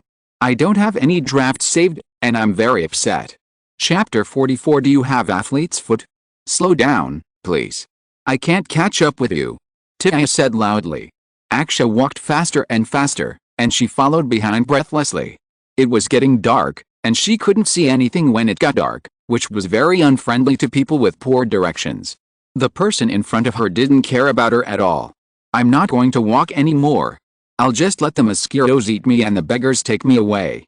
She sat on the ground, not caring whether the ground was dirty or not. She didn't care about her image at all. She was so tired that she was going to die. After walking for a whole day, her feet were about to break. When she stopped, she found that the slippers on her feet had been gloriously laid off. The thin sedge couldn't stand her tossing for so many days, and finally broke after walking for so long today. The upper and the sole were completely disconnected, and it seemed that she had to go back barefoot. Sweat slid down her forehead. She wiped it casually with her hand and took a look at it. She was so pale that she could see the yellow mud on her hand. She was born with fair skin, so you can imagine what her face looked like now. The wind and sands in Kemet were strong. This was what she would get after a day of hanging out. She pulled her hair in annoyance. How could she be so unlucky? And the bastard in front of her didn't even want to wait. She should curse him for stepping on dog poop when he walked. Hey, are you going to leave? A hand suddenly appeared in front of her. The hand was clean and dry. It was nothing like her own hand, which was now covered with sweat and mud. She pulled her feet back and covered them with her skirt, put her arms on her legs, and buried her face in it like an ostrich, angry and not looking at him. Amónhotep leaned down slightly and looked at her helplessly. She was already playing tricks after such a short time. She should be thrown into the military camp for training. With her condition, she probably couldn't even walk a village in one night, let alone a state. Go home, it will be dark soon. I won't leave. A muffled female voice came out from her arm, and her head tilted to the other side. Then I'll leave? Snakes will come out after dark. Amónhotep threatened her maliciously. After such a long time together, he also found that this girl was terribly afraid of snakes. In fact, he wanted to throw her back to him, but his education did not allow him to throw a single woman on the street in the dark, so he could only coax her patiently. Hearing about the snake, Tidaya's body shrank obviously. Really, snakes are too scary. A broken shoe appeared in front of the boy. Amónhotep frowned in disgust and took a step back without leaving a trace. What did she want to do? Tidaya held it high and rolled her eyes. My shoes are broken and I can't walk. Can't you walk barefoot? What a strange reason. No. Ordinary people in Kemet usually walk barefoot to work. Unless they are walking on uneven roads or in the mountains, they will wear shoes. What is her excuse? She won't walk without shoes? You won't walk without shoes? Amónhotep asked with all his strength. Yes, I won't walk without shoes. His eyes rolled around in his eye sockets. Go buy me a pair of shoes. The nearest market will take a long time to walk. She just deliberately tormented him. Who made him walk so fast? If he didn't walk so fast, how could his shoes be broken like this? That was what Gunu exchanged for his bracelet. Buy shoes. Amónhotep sneered. Sorry, I have no money. Question mark? How can you have no money? Tidaya was so shocked that she didn't even care about playing tricks, and immediately lifted her head out of her arms. She remembered that when he went out, he hung a small bag on his waist, which was full of shiny gold beans. He didn't buy anything? The last two small stone statues were the money he paid. Amónhotep, who was a male chauvinist, gave Tidaya more money after knowing that she had paid. He insisted that he should pay. Since humility, Kaiong, was a virtue, she accepted it. Is mud called for nothing? Amónhotep raised his eyebrows and looked at her. This question made her confused. Mud? After frowning and thinking for a while, he spoke out as if he had suddenly realized something. You mean, that drunkard? He is a thief. Amónhotep nodded, with a look on his face that was okay and not too stupid. It was a panic. It was not until the drunkard was dragged away that he realized that the gold bag hanging on his body had been taken away. What should I do? Can I get it back now?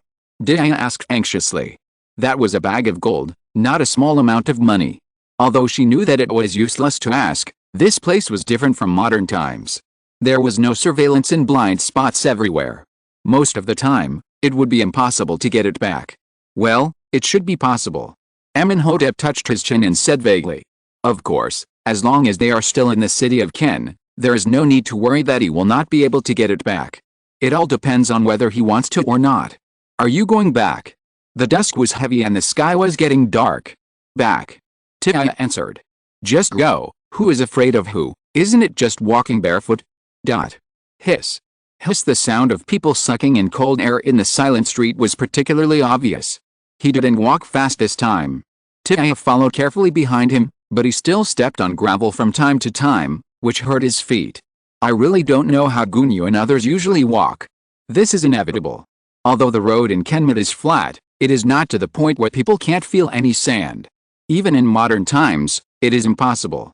Walking barefoot, this is too anti-human. Stop if you can't walk. Amónhotep said. Why is this woman so troublesome?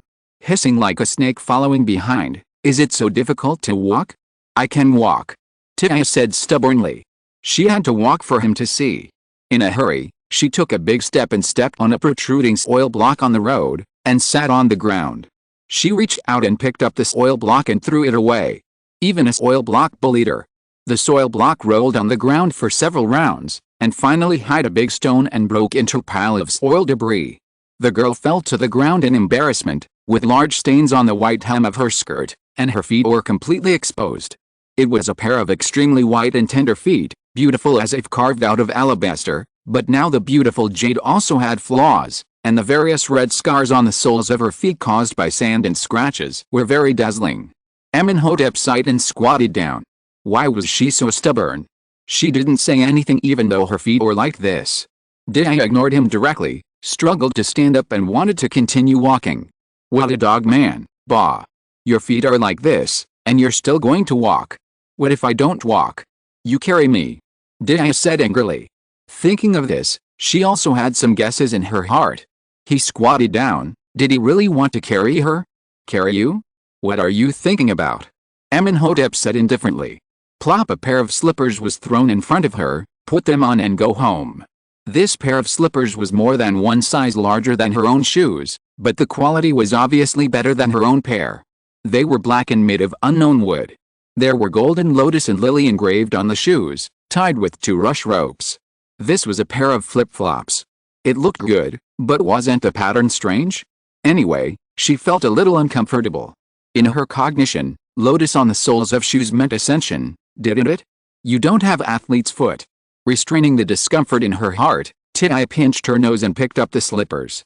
She always felt that the shoes had a strange smell, although Aksha was quite clean. What is athlete's foot? It's sweating on the feet, peeling skin, blisters, rotten feet, with a strange smell. With every word she said, Amónhotep's face darkened a little, and the veins on his forehead bulged. He wanted to hit someone. Hey! Don't go. Do you have athlete's foot? This disease is contagious. You can wear it if you want. I was planning to take a day off to adjust my biological clock. Man proposes, God disposes. Why can't I always finish writing until midnight? Ow. Chapter 45 Pomegranate. More and more people were walking on the road. The sun had completely set in the sky and the gathering was over. Why did they catch up with us so quickly? Didn't we come back from the temple a long time ago? Tia asked in confusion. It shouldn't be like that. They came out of the gathering before it got dark. There were not many people on the road just now, but now there are more people. What do you think? Amónhotep laughed angrily and asked back. With the way they walked, they would get into trouble every 2 steps. Isn't it reasonable that they would be caught up? There were more and more pedestrians on the street at night. They all held a small lamp in their hands. The twinkling candlelight made the street look like the Milky Way in the sky. A little child stumbled over and was about to fall to the ground. Tia hurriedly stepped forward to catch her. Be careful, little sister. Tia reached out and touched the little girl's head and said gently. Where are your family members? Behind. The little girl gestured to the back, but there were too many people and she didn't see her family members. What seems to be missing? The little girl had neatly tied her hair into a bunch on one side, hanging with a gold ring, and holding a round pomegranate in her hand. She looked like she should be from a well-off family, and this was caused by running around. What should I do? Will Mutt not be able to find me? Woo woo woo woo woo. Thinking of this possibility, she cried anxiously, and her little face soon became red with tears. With so many people, Mutt must not be able to find her, right? It was all her fault for running around. Little sister, don't cry, sister will help you find a way, okay? Tia comforted her. Woo woo woo woo woo, I want Mutt, I want Mutt. Please help me think of a way. She couldn't think of any good solution after thinking about it. The child kept crying, and she was so confused. Aksha beside her didn't care much, which made her angry. Amónhotep was speechless. Why was she so nosy? It's okay to be nosy, but she's so stupid.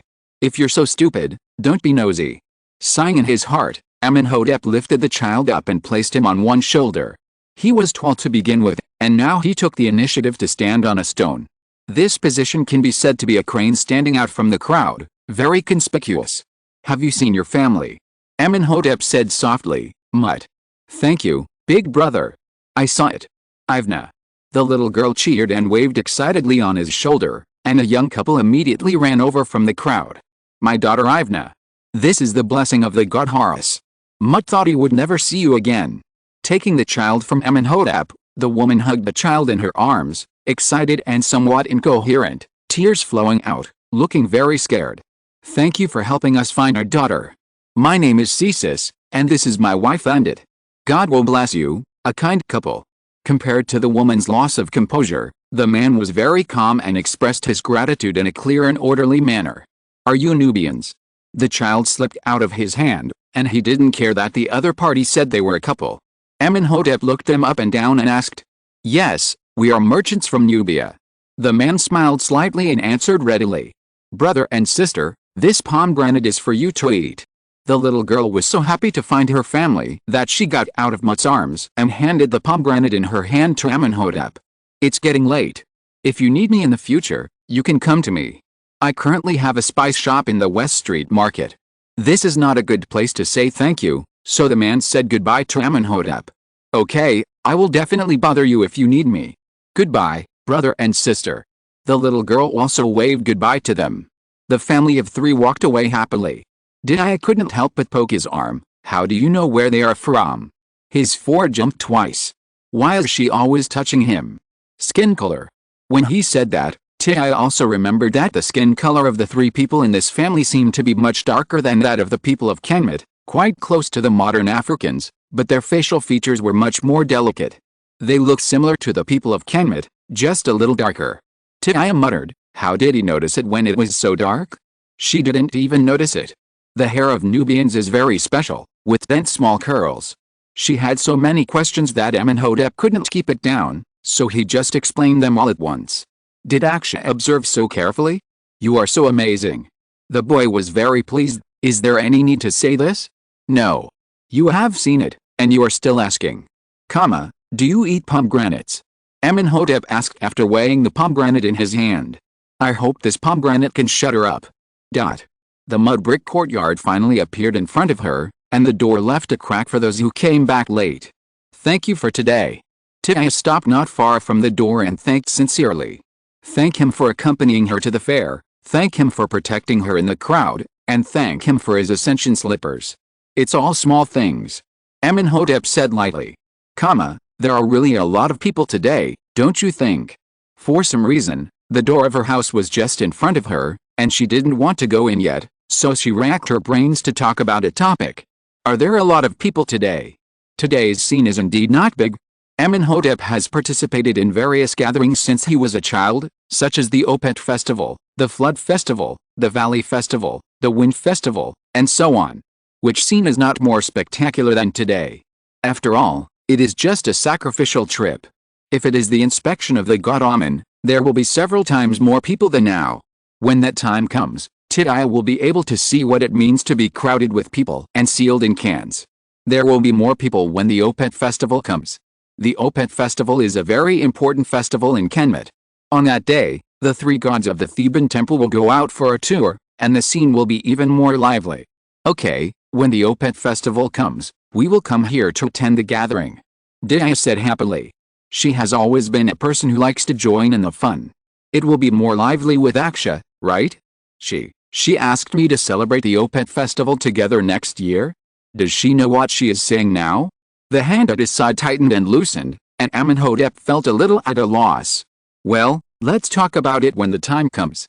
The evening breeze blew away the boy's answer, and the corners of his white robe rustled in the wind. "What did you say?" The wind was too strong just now, and she didn't hear anything. "Nothing, I said it's late, you should go back." The moon was hanging high in the sky, and the air was starting to get cold. "Good night, Aksha. After 2 steps to the door, Dia turned around and looked at the handsome boy in the moonlight. Something in her heart was breaking through the ground and slowly sprouting. Amónhotep nodded. The person had been sent, and he should go home. Aksha. Seeing that the boy was about to disappear in the night, Dia called him again. Amónhotep paused, and without turning back, he tilted his ear slightly to show that he was listening. Today in the crowd. Your heart beat so fast. I heard it. Hiding behind the door quickly, Dia covered her chest with her hands and breathed in fresh air. What should I do? Her heartbeat was so fast now. The boy was still standing there without moving, because he seemed to have stepped on an unknown object. Chapter 46, Flower of the Kingdom. On the street late at night, a sedan chair came from a distance. The sedan chair was covered with light gauze and was carried steadily by 8 strong men. The maid followed the sedan chair and bowed beside it, with a very respectful attitude. Your Highness, we are here. The maid stopped and looked at the inconspicuous door in front of her, and said in a trembling voice. The night in Kemet was really cold, and she couldn't bear it without the cold clothes, so she was rude in front of His Highness. A gust of night wind blew, and the light gauze blew open a corner. The beautiful woman in luxurious clothes sat in it. The valuable animal skin on her body wrapped her tightly, and she was not disturbed by the cold wind at all. Looking at the scene in front of her, the beautiful woman's delicate eyebrows frowned in disgust, and nodded arrogantly. The maid immediately understood and hurriedly went up to knock on the door. Knock knock knock, knock knock knock. After knocking for a long time, no one came to open the door. The maid looked at the beautiful woman helplessly, not daring to speak. Waste. The beauty was immediately furious. He couldn't even do such a small thing. But he was still sitting in the sedan chair, hesitating. Of course, she couldn't get off the sedan chair to knock on the door herself. With her status, only the people inside could come out to receive her. Knock knock knock. Still no one came to open the door. The maid began to shiver. She didn't dare to look at the beauty's face, so she could only bite the bullet and continue to knock. Come, come, who is it? Why are you not sleeping in the middle of the night and disturbing people's sweet dreams? Finally, a voice came from inside the door, and the maid couldn't help but breathe a sigh of relief. The wooden door made a creaking sound, and a rough crew cut stretched out from inside. Who is it? It's the middle of the night, aren't you disturbing people? Saha was in a bad mood at the moment. He had just helped his own prince to wash up, and he didn't know where the prince had gone, what happened, and his shoes were lost, and he even stepped on dog poop. I have been serving His Highness for so many years and have never seen His Highness lose his composure like this. His Highness came back jumping. His Highness was in a bad mood, so Saha was naturally in a bad mood too. But someone kept knocking. Normal people would knock a few times and then wait, so how could they keep knocking like this? The person in the sedan pretended to cough a few times so that Saha could identify her. What are you coughing for? If you have something to say it quickly. Saha rolled his eyes. Although he didn't know who was coming, His Highness must know that when His Highness asked him to come, he didn't look happy, and he must not like this person. Since His Highness doesn't like her, there is no need for her to be happy. It's Her Highness the Princess. The maid said quickly with great tact. She couldn't let others ridicule the princess, otherwise she would suffer the consequences. I don't recognize you as a princess or not. Saha said this without thinking, but he really didn't like either of the 2 princesses in the palace. Amos broke his brain when he was a child, and Amónhotep was two-faced. In his eyes, they were not good people. After hearing this, the beauty couldn't sit still, and stretched out her hand to pull open the veil. The strong men on both sides saw this and quickly stretched out their hands to take it. They held up the veil on the left and right, and asked the princess to open the curtain of the sedan chair herself. This was not in accordance with etiquette. Don't you even recognize me? Adjusting his expression, Amónhotep said in a gentle voice. Saha is the closest follower around the 3rd brother. When the 3rd brother becomes king in the future, he will be the respected person around the king. If it is not necessary, she doesn't want to offend him. Her voice is gentle and pleasant, and Saha is very disgusted when she hears it. Come on, Your Highness, doesn't everyone know what kind of person you are? Of course Saha knows His Highness Amónhotep. May I ask what is the important matter that has brought you here so late at night? He said this, but did not let anyone in immediately. His Highness meant that it would be best to stop him. No wonder he looked uncomfortable. Anyone would feel uncomfortable if this person came. Why are these 2 so sick? General Thutmose came in the middle of the night, and His Highness Amónhotep also came in the middle of the night. Aren't they free during the day? Sahur, are you going to stop me here? Amónhotep asked with gritted teeth. Even a servant dared to show such a look to her. How dare he? Was it instructed by his third brother? Sahur dare not, but His Highness Amónhotep asked me to ask you the purpose of your visit. He said he didn't dare, but the corners of his eyes and eyebrows showed that I dared. What can you do to me? Amónhotep was so angry. When had she ever been so angry since she was a child? Thinking of the purpose of her visit today, she finally lowered her posture. Her tone was half coaxing and half threatening. Saha, I am the princess of the kingdom and the successor to the god's wife of the temple. Think about it carefully. My third brother didn't say that he wouldn't let me in, did he? Saha was a little hesitant after hearing this. She was right, and he really couldn't afford to offend her, but he didn't want her to go in. The scene froze for a while, and the two sides refused to give in. At this time, another servant ran out from inside. He leaned over and whispered something in Saha's ear and retreated. Saha's expression relaxed, and he opened the door completely and stood on one side of the door. Our Highness invites His Highness Amónhotep to come in and talk. Releasing his hand that was tightly grasping the hem of her skirt, Amónhotep glared at him fiercely. The third brother invited her in, which meant that everything was decided by Saha herself. Was he embarrassing herself? Who was he? No hurry, take your time, wait until she becomes the queen. There will be plenty of time to slowly settle accounts with him. Thinking of this, taking a deep breath, Amónhotep walked down from the sedan chair with an elegant manner. The lights in the deep courtyard were all her hopes for her future life. The young man in white was waiting for her quietly in the house, and his expression was obscure under the dim light. It was impossible to tell what he was thinking, so Amónhotep signaled the maid to help her take off her cloak. The animal skin cloak slowly faded from her body, revealing her smooth and beautiful skin. She was actually only wearing a thin veil inside, which was thin and transparent, and even the perfect body covered underneath could be seen. Third brother, it's me. Trying hard to suppress the trembling caused by the cold, Amónhotep spoke to break the silence, his voice as sweet as a nightingale. What do you want? Without looking up at her, Amónhotep concentrated on playing with the glass beads in his hand and said calmly. He knew too well what kind of character his sister was. These days, she had sent him so many letters confessing her love. I'm afraid that the only thing she was talking about was being a queen. Third brother, have you thought about it? Not caring about the other party's indifference at all, Amónhotep sat aside with a smile. Her third brother should know her purpose, so she didn't beat around the bush. Third brother, choosing me as the queen, this should not be difficult for you, right? The issue of who to choose as the queen is not within my consideration. If you want to ask this question, you should ask father. Ask father? My good third brother, marriage is a big event for two people. Of course, it requires mutual consent. How can I ask father? The third brother still likes her, he is just shy, and the slender jade fingers are about to touch his face. Yes, with her appearance and character, which man in the kingdom is not easy to catch? Tilting his head to avoid the woman's hand, Amónhotep chuckled, it's just that Mud is in his prime, and may not be willing to give up the throne.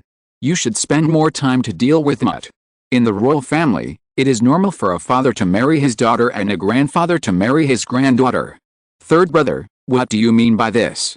The beautiful smile froze on his lips, and Amónhotep said angrily, what's the point of him pretending to be stupid like this? You know that my father's health has problems and my eldest brother will not live long. I came to negotiate with you with sincerity.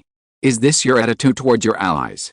Eating outside, I didn't mean to post it so late.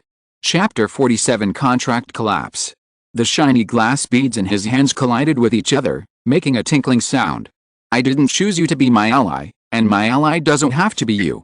He will become king, but his queen doesn't have to be Amónhotep. He doesn't like this sister.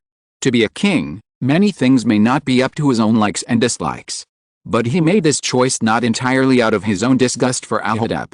Her character has doomed her to not be a good wife, nor a good queen. Amónhotep is very particular about power. She is flattering and vicious. She can do anything to gain the power in her hands. She pretends to be noble and dignified in front of others, using her own advantages to seek what she wants, so that others are willing to give everything for her. She accepts everything that comes with her status with peace of mind, but she extremely despises the people who bring her these. Her viciousness can be seen at a young age. The deaths and injuries of women around Sepal over the years may not be without her credit. Another girl's face appeared on the glass bead. Her charming face was shy and timid, and her eyes were very cunning like a small animal. She was looking at herself with a red face. She said to herself word by word, "Your heartbeat is so fast, I heard it. What about her? Will she be a good wife and a good queen?" Amónhotep smiled silently. What happened to him? Why did he think of this woman who he had not known for a long time? He would not marry a wife of unknown origin, and he did not have such thoughts about her. But did he really have no thoughts in his heart? Maybe even he himself did not know. It doesn't have to be me. Then do you want to choose Amos to be the queen? The third brother's smile was so blurred. Which woman must he be thinking of? She came to discuss with him sincerely, but he treated her like this? Thinking of this, Amónhotep was immediately furious. Is it Amos? Amos is the person that the third brother likes? How could she miss her after all her calculations? Yes, Amos, who is also the daughter of Amos, the sister of Amónhotep, and one of the candidates for the successor wife of the god of the temple of Amon in Thebes, is also qualified to become the queen. Although she is ranked first, if the third brother really wants to choose Amos as the queen, she has no chance of winning. Amos is also a royal princess, her blood is just as pure, and she can also give birth to a pure-blooded heir to the throne with Amónhotep. What's more, the third brother is obviously more inclined to Amos now. Why did she come to visit at night? Isn't it to seize the initiative? Is it too late for her to come now? Amos. Amos.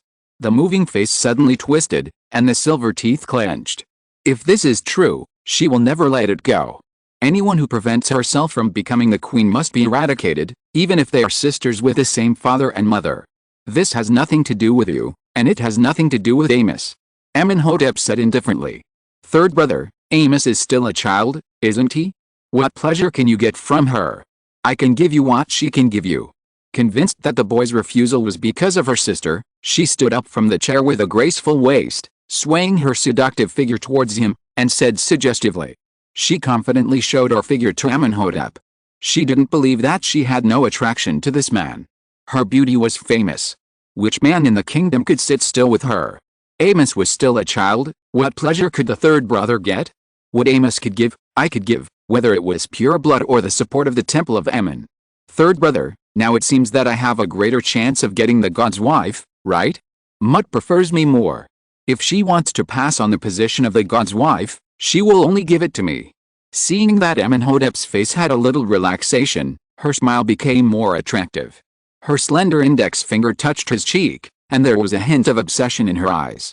The third brother is so handsome, even more handsome than the eldest brother. There is no better man in the whole kingdom. He is hers, and the position of queen is also hers. Third brother, think about it. The king needs the support of the temple. With the support of the temple, he will also have the support of the people. If not, how could Father let Mut be the wife of the god? The boy did not refute. He just looked at the beads in his hand, as if he was really thinking about her suggestion.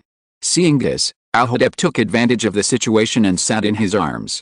She found a comfortable angle in his arms, and her arms were wrapped around his neck like a snake. Her voice was full of sweetness.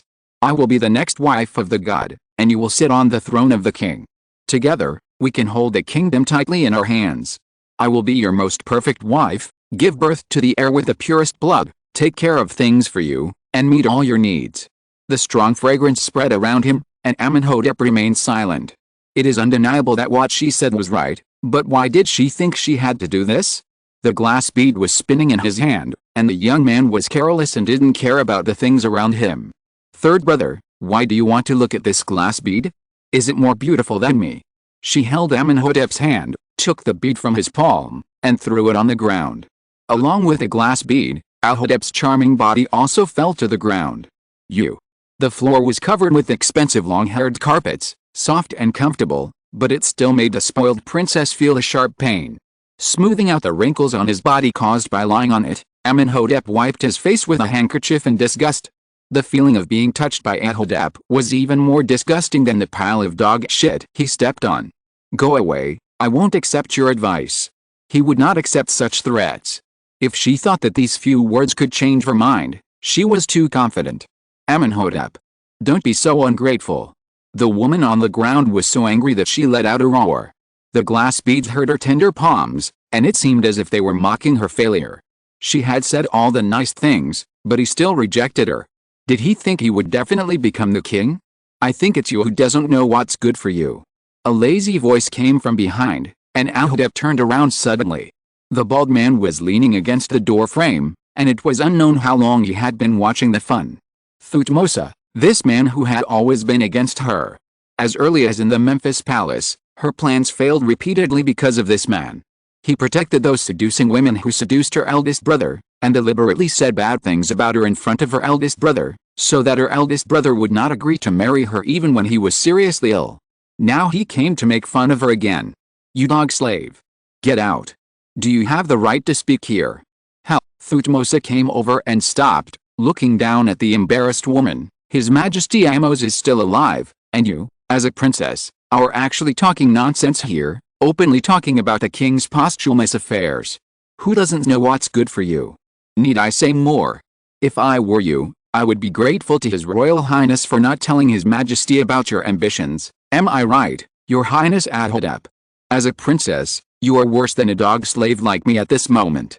Thutmose laughed coldly. That's enough, tough. After speaking out to stop him from mocking the princess, the boy finally gave Amónhotep the first straight look since he entered the room. Go back to where you came from, and remember, if I know that you are not good for Amos, I will not care about any brotherhood.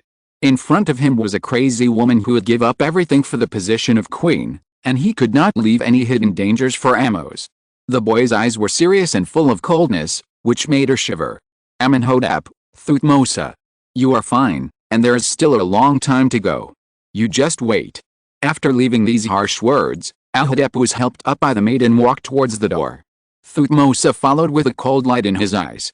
The maid was busy wrapping the animal skin around her, and her body was shaking more violently than the princess under her palm. She had seen everything that happened to the princess today, and it was simply a luxury to ask the princess not to vent her anger on her. You can't even do this, useless. Amónhotep's voice stopped abruptly, and the cloak in the maid's hand fell to the ground. The princess was being held by the neck and pressed against the wall. Her face had already turned purple, and she was breathing heavily. Is it you who will do something to Amos? Thutmose's voice was indifferent, and it was impossible to tell whether he was happy or angry. But the hand on his neck that was getting tighter and tighter revealed his anger. He was so scary. Amónhotep felt the fear deeply. Tears silently slid down her face. She shook her head left and right with great effort. She didn't dare any more. Tisk. Thutmose suddenly loosened his hand and admired the ugly appearance of the princess. She covered her neck in embarrassment, her face was covered with snot and tears, her green eye makeup was blooming, and her whole face was green. With the help of her maid, Amónhotep rolled and crawled to the door. She heard the cruel voice of the man behind her. She quickened her pace. She never wanted to set foot in this place again. The man said, remember how you felt when you were dying today. If you touch Amos' finger, I don't mind letting you really go to eternal life.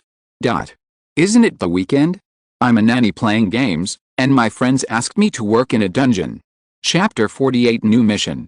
After 2 steps into the room, Thutmose sat down on a chair, picked up the hot drink that Saha had just served to his master, and drank it all in one breath without asking Amónhotep if he had drunk it before. Why didn't you ask me what I was doing just now? He threw the cup outside casually, and the fragile glass immediately shattered into powder when it hit the ground. He didn't care about these things, anyway, someone would come to collect it later.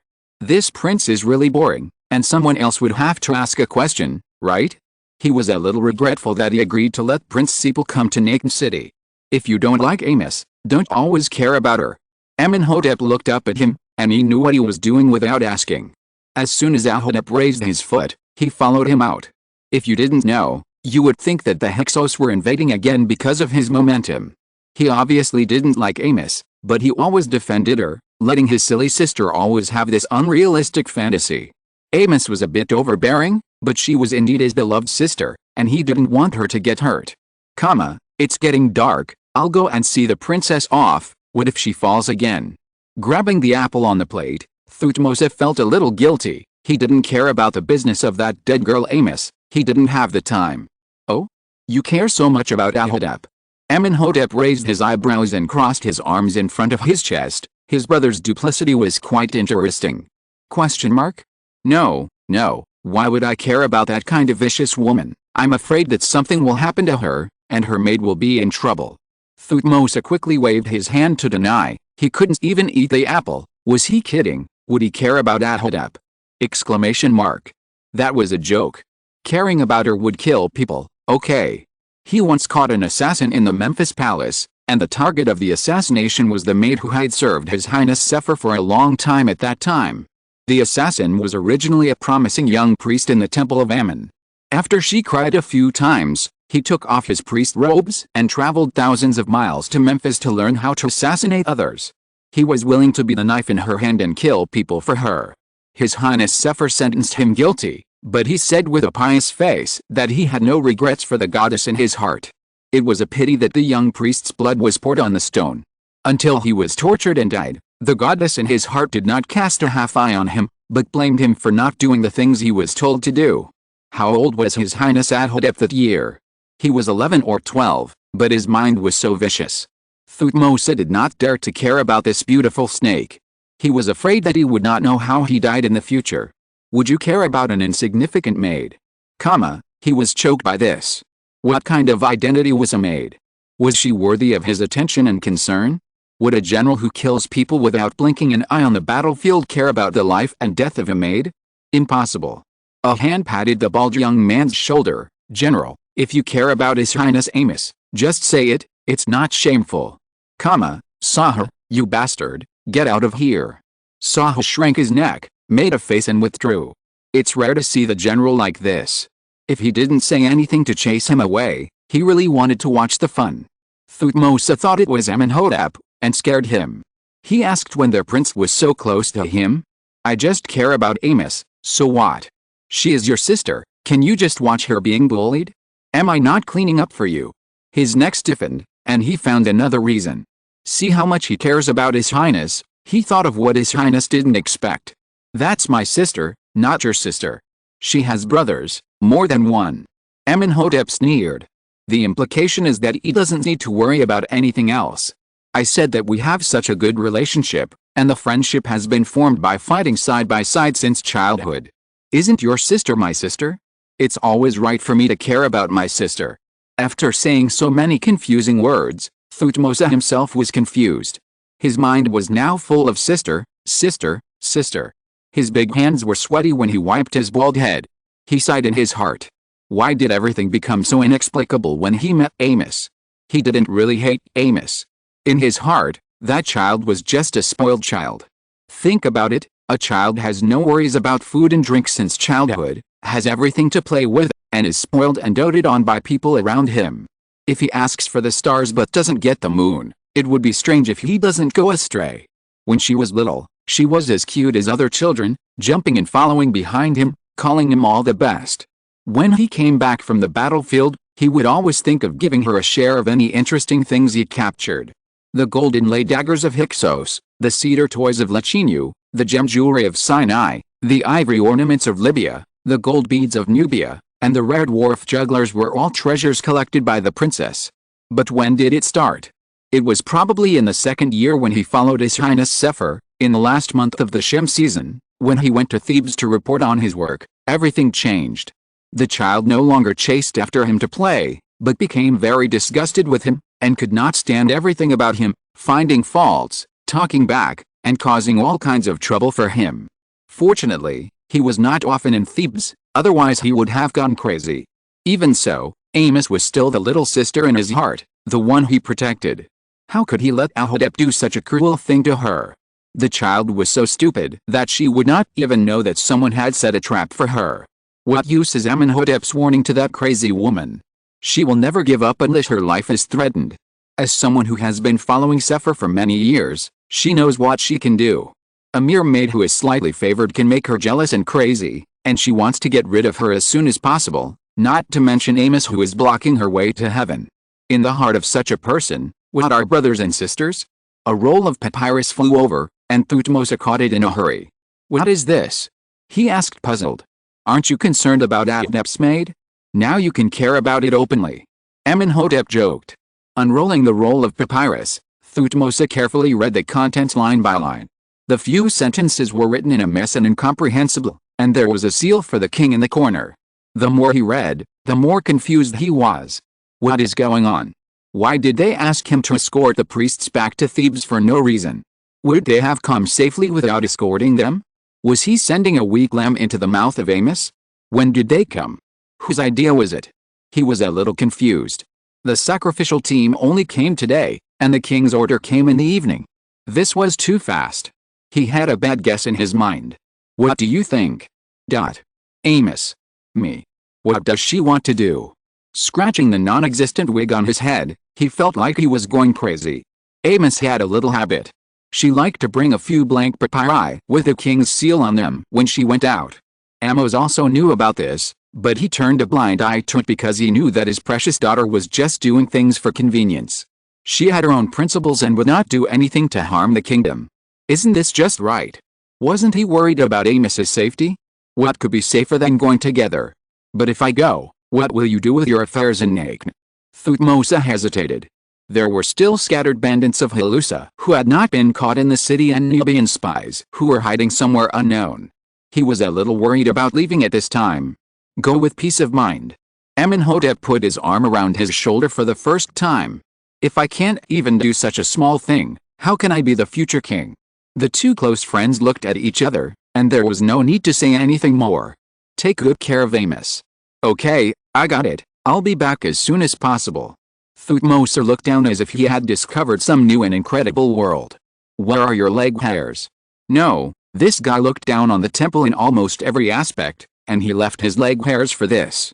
He cherished his appearance so much, and even if he changed his temper, he wouldn't shave it so horribly, right?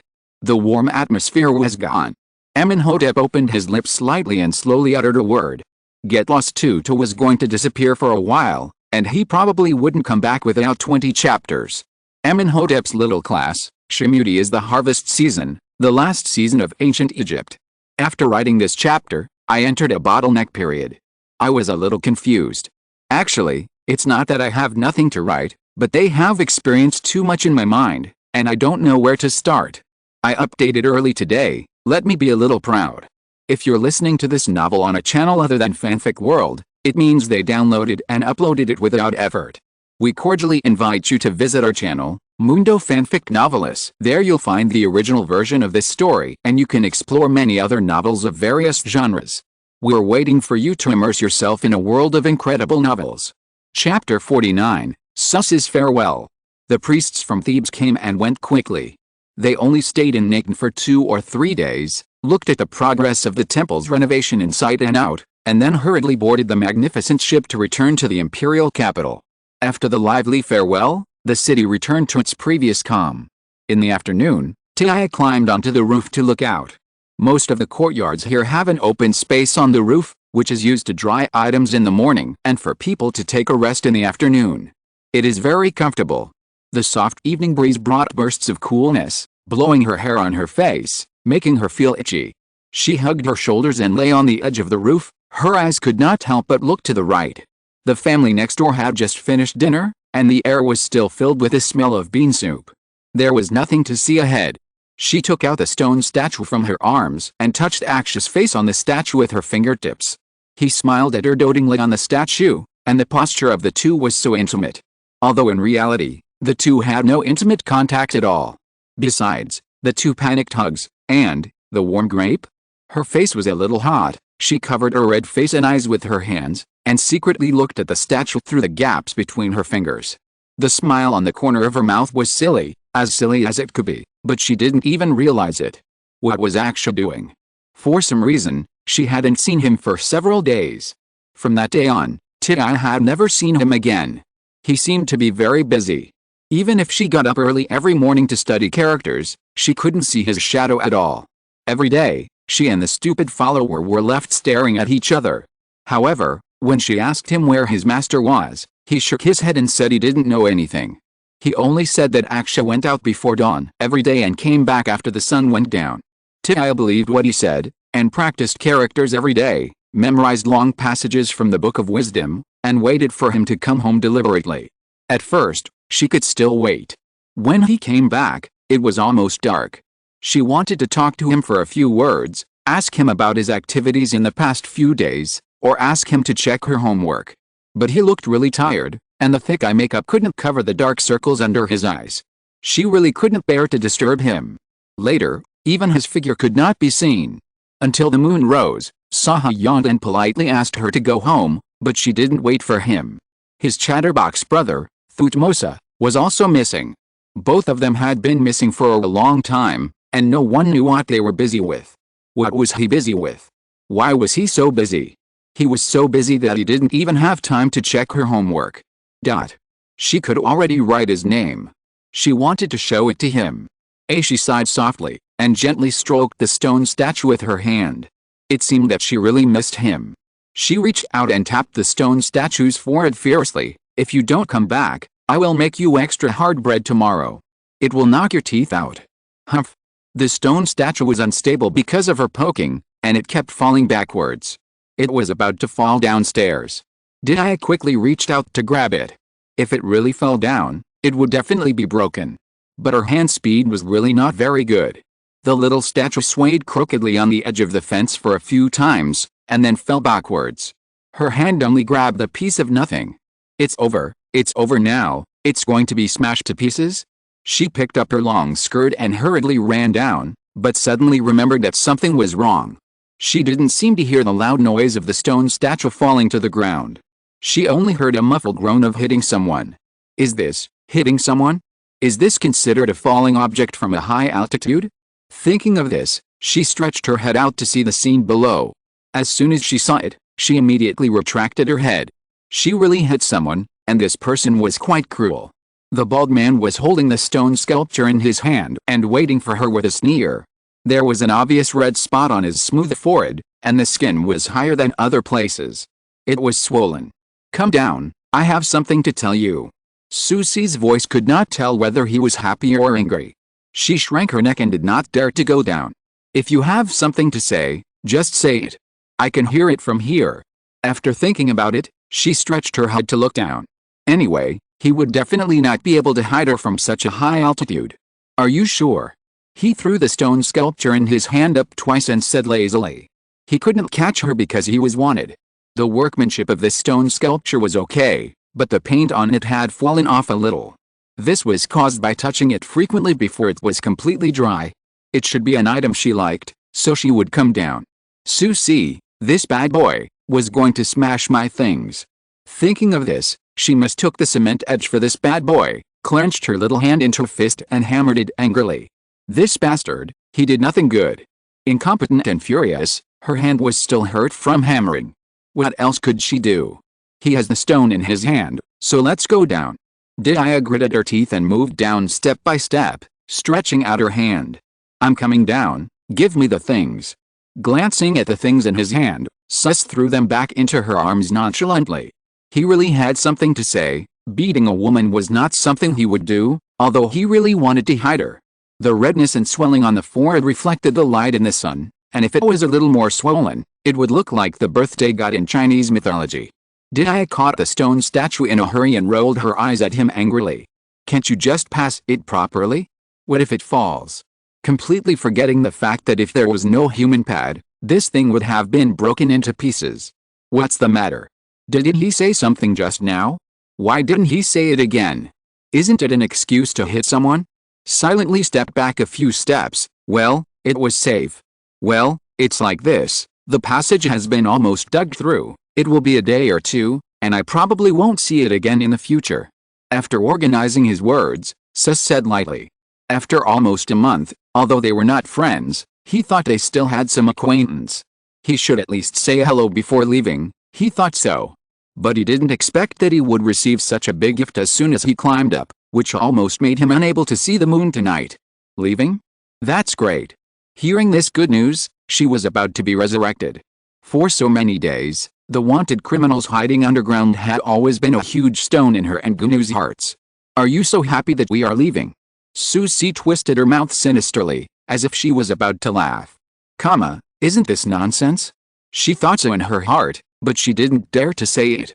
Forget it, they were all leaving, so she could say whatever she wanted to hear. Anyway, they would never see each other again.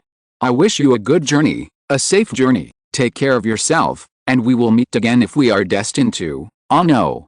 He folded his arms and sneered at her performance, and interrupted her nonsense impatiently. Okay, do you think I want to say goodbye to you? Isn't it because I say and Hester are afraid that you will worry if they disappear? They were almost at the place outside the city, and it was not convenient to go back. Oh. Thinking of Isay and Hester, the huge stone in her heart was suddenly removed, and she was really a little sad, but she was afraid that she would never see them again in the future, right? Do you have a lover? Sus asked, looking at the little statue in her arms. The uncle's craftsmanship was good, and he could tell it was her at a glance. What nonsense are you talking about? Go back quickly. Tia hurriedly put her hands behind her back as if on fire, and angrily asked him to leave. Go quickly, you have to ask everything, it's so annoying. Watching Sus leave, she raised the little statue. The red clouds in the sky were reflected on it, and the man's face became warmer and warmer. Go to see him tomorrow? What if he is done? I didn't update yesterday, because my friend in the game took me to a dungeon the day before yesterday. The boss was too difficult to deal with. We fought for 3 hours. Oh acute oh grave, oh, I'm a little skeptical about life. Is anyone really reading my imagination? Will the refresh be triggered by me? So I wrote it for nothing. Chapter 50 His identity. A pair of crooked human legs appeared on the pale yellow straw paper, and Tia put down her pen in dismay. How did those scribes do it? Is this painting or writing? She felt that she didn't have the talent, and she was not an art student. It's too difficult for people to write these days, and they have to be able to paint, which is simply outrageous. The sunlight sprinkled on the table through the narrow window, and the paper was full of pairs of human legs. This is a symbol of hieroglyphics, representing a person walking fast. The paint in the palette has dried 6 times, and Saho has added oil 6 times. She wrote from morning to afternoon, but Aksha still didn't come home. The legs of the little man she drew have been walking for a day, and the legs of the little man are about to break, but when will he come back? I had a hunch before I came that he would come back earlier today. It seems that he is mentally disturbed. Aimlessly pulled out a roll of straw paper from the box and opened it at random. The whole box of books of wisdom that Aksha had found for her before was her homework. But now she didn't have much energy to read these things. All she could think about was meeting that young man. She didn't know why she wanted to see him so badly. Maybe it was because they hadn't seen each other for so long. She quickly scanned the papyrus in her hand. She didn't know many words, so she could only read it roughly. Gradually, she felt that something was wrong. This papyrus seemed to be a little different from what she usually read. Most of the words she usually read were words like wisdom, knowledge, advice, precious, etc. But the one in her hand had most of the pictures on it that she had never seen before, with human heads of various foreigners, and kneeling figures with their hands behind their backs. There was also a circle-like symbol that appeared repeatedly on it, with a slanted cross drawn inside. It was a symbol she knew, a city. At the end of the papyrus was a seal in the shape of an eagle wearing a crown. This was the symbol of the city of Nakn. Nakn was a major city that worshipped Horus, the patron god of royal power. Its other name was Eagle City. Horus, wearing a red and white crown, has always been the symbol of this city. People, inside the city, enter. This is probably a decree. Did the mayor send a new notice? Forget it, I really can't understand it. The things written on this piece of paper are too difficult for a scumbag like her who is not even as good as a child. It's simply a fantasy. Why did Aksha leave such a thing for her? She hasn't learned so many words yet. Wait, she seems to have taken the wrong thing. Saho usually puts the box containing the book of wisdom under her desk, where she can reach it with her side hand. And this one was taken out of the box on Aksha's desk where he usually writes. She took the wrong thing. This is his thing. Since she learned the characters here, he had someone set up a table next to her. Normally, she would not come to Aksha's desk, but today was an exception. She scratched her hair. What he was reading was too profound and should be very important. She should put it back where it was. Her hand accidentally swept a piece of something on the table and rolled it to the ground. Tia bent down to pick it up. It was snow-white and pretty. It was a seal made of alabaster and laden with gold. She turned it over and took a look. It was a crowned condor. The pattern on the seal and the papyrus overlapped in her mind. They seemed to be the same, right? She hurriedly opened the papyrus that had just been put away. The same pattern confirmed her guess. She was stunned. She seemed to have heard Thutmose say in a casual chat before that the seal was a person's identity and would not be printed casually. Then Aksha was the lord of the city? She was not really stupid. The shivering guard of the slave market, the senior priest when Gunyu was injured, and the respectful attitude of the guards when they took Singh away. Aksha. Lord of the city. Aksha? What are you doing? A clear male voice sounded, and Tiaya looked up. He was wearing a solemn blue robe today, and the makeup on his face was also very formal. He stepped in and asked expressionlessly. As soon as Amónhotep entered the room, he saw Tiaya standing beside his desk, holding the decree and seal he issued a few days ago. Are you back from your work? Tiaya was a little uncomfortable when she said this dryly. She had thought of many things to say, but not on this scene. Ugh. She said this as if she didn't want him to come back, as if she was doing something bad. That's true, she is now like a sneaky person who peeked at someone else's diary without permission. How can she still talk to others as if nothing happened? Well, I accidentally took your things by mistake.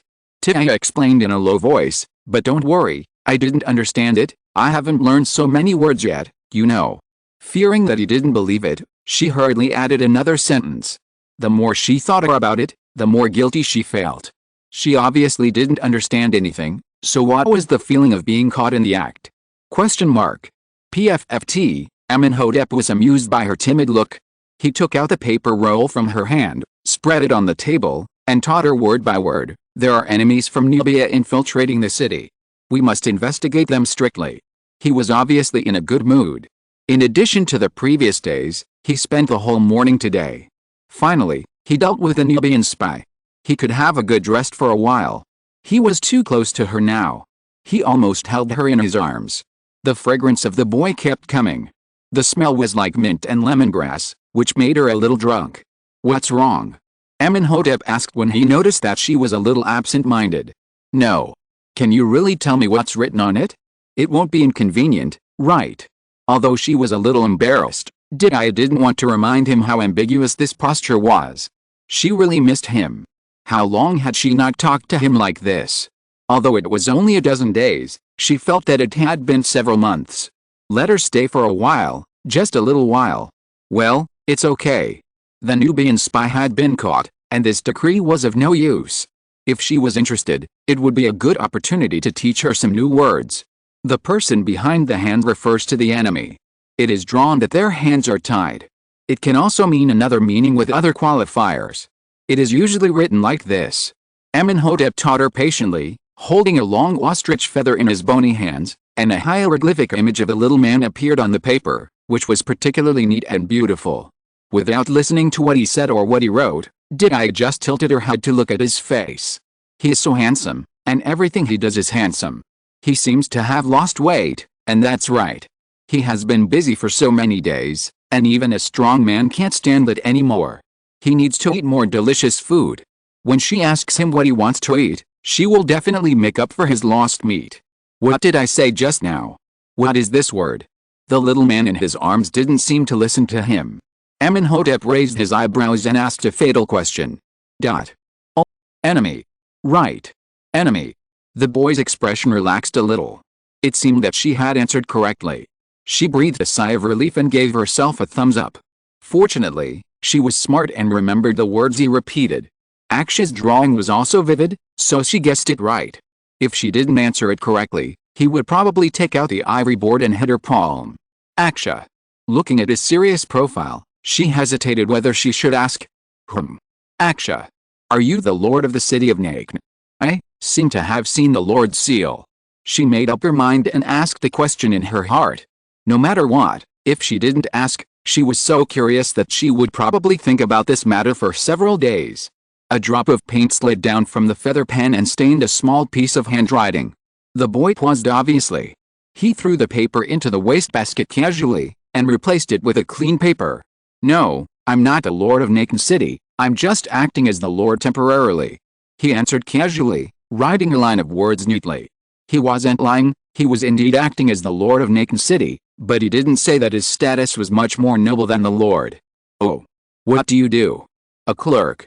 It's okay if he's not the lord is so busy, so is he the clerk of the lord? Keeping the lord's belongings and writing decrees? In this case, what happened before seems to make sense. The clerk seems to be quite in line with his status, his handwriting is so beautiful, and this job is decent. Do you want to go out and play tomorrow? He casually threw out an invitation to stop her chattering. It just so happened that he had nothing to do tomorrow, and planned to go to the outskirts of the city to inspect hunting or something, and he could take her with him. Go out and play? Take me with you. Go out and play? With action? Just thinking about it made her excited. She wanted to go. She wanted to go. I bought a bunch of books from the Cairo Museum and they arrived today. I'm so excited that I can't sleep. End of this chapter. Thank you very much for reaching the end. Don't forget to like. Looking for more exclusive content and immediate access? Subscribe to our Patreon. Remember, every like, subscription, or donation encourages us to continue. Thanks to everyone. See you in the next video.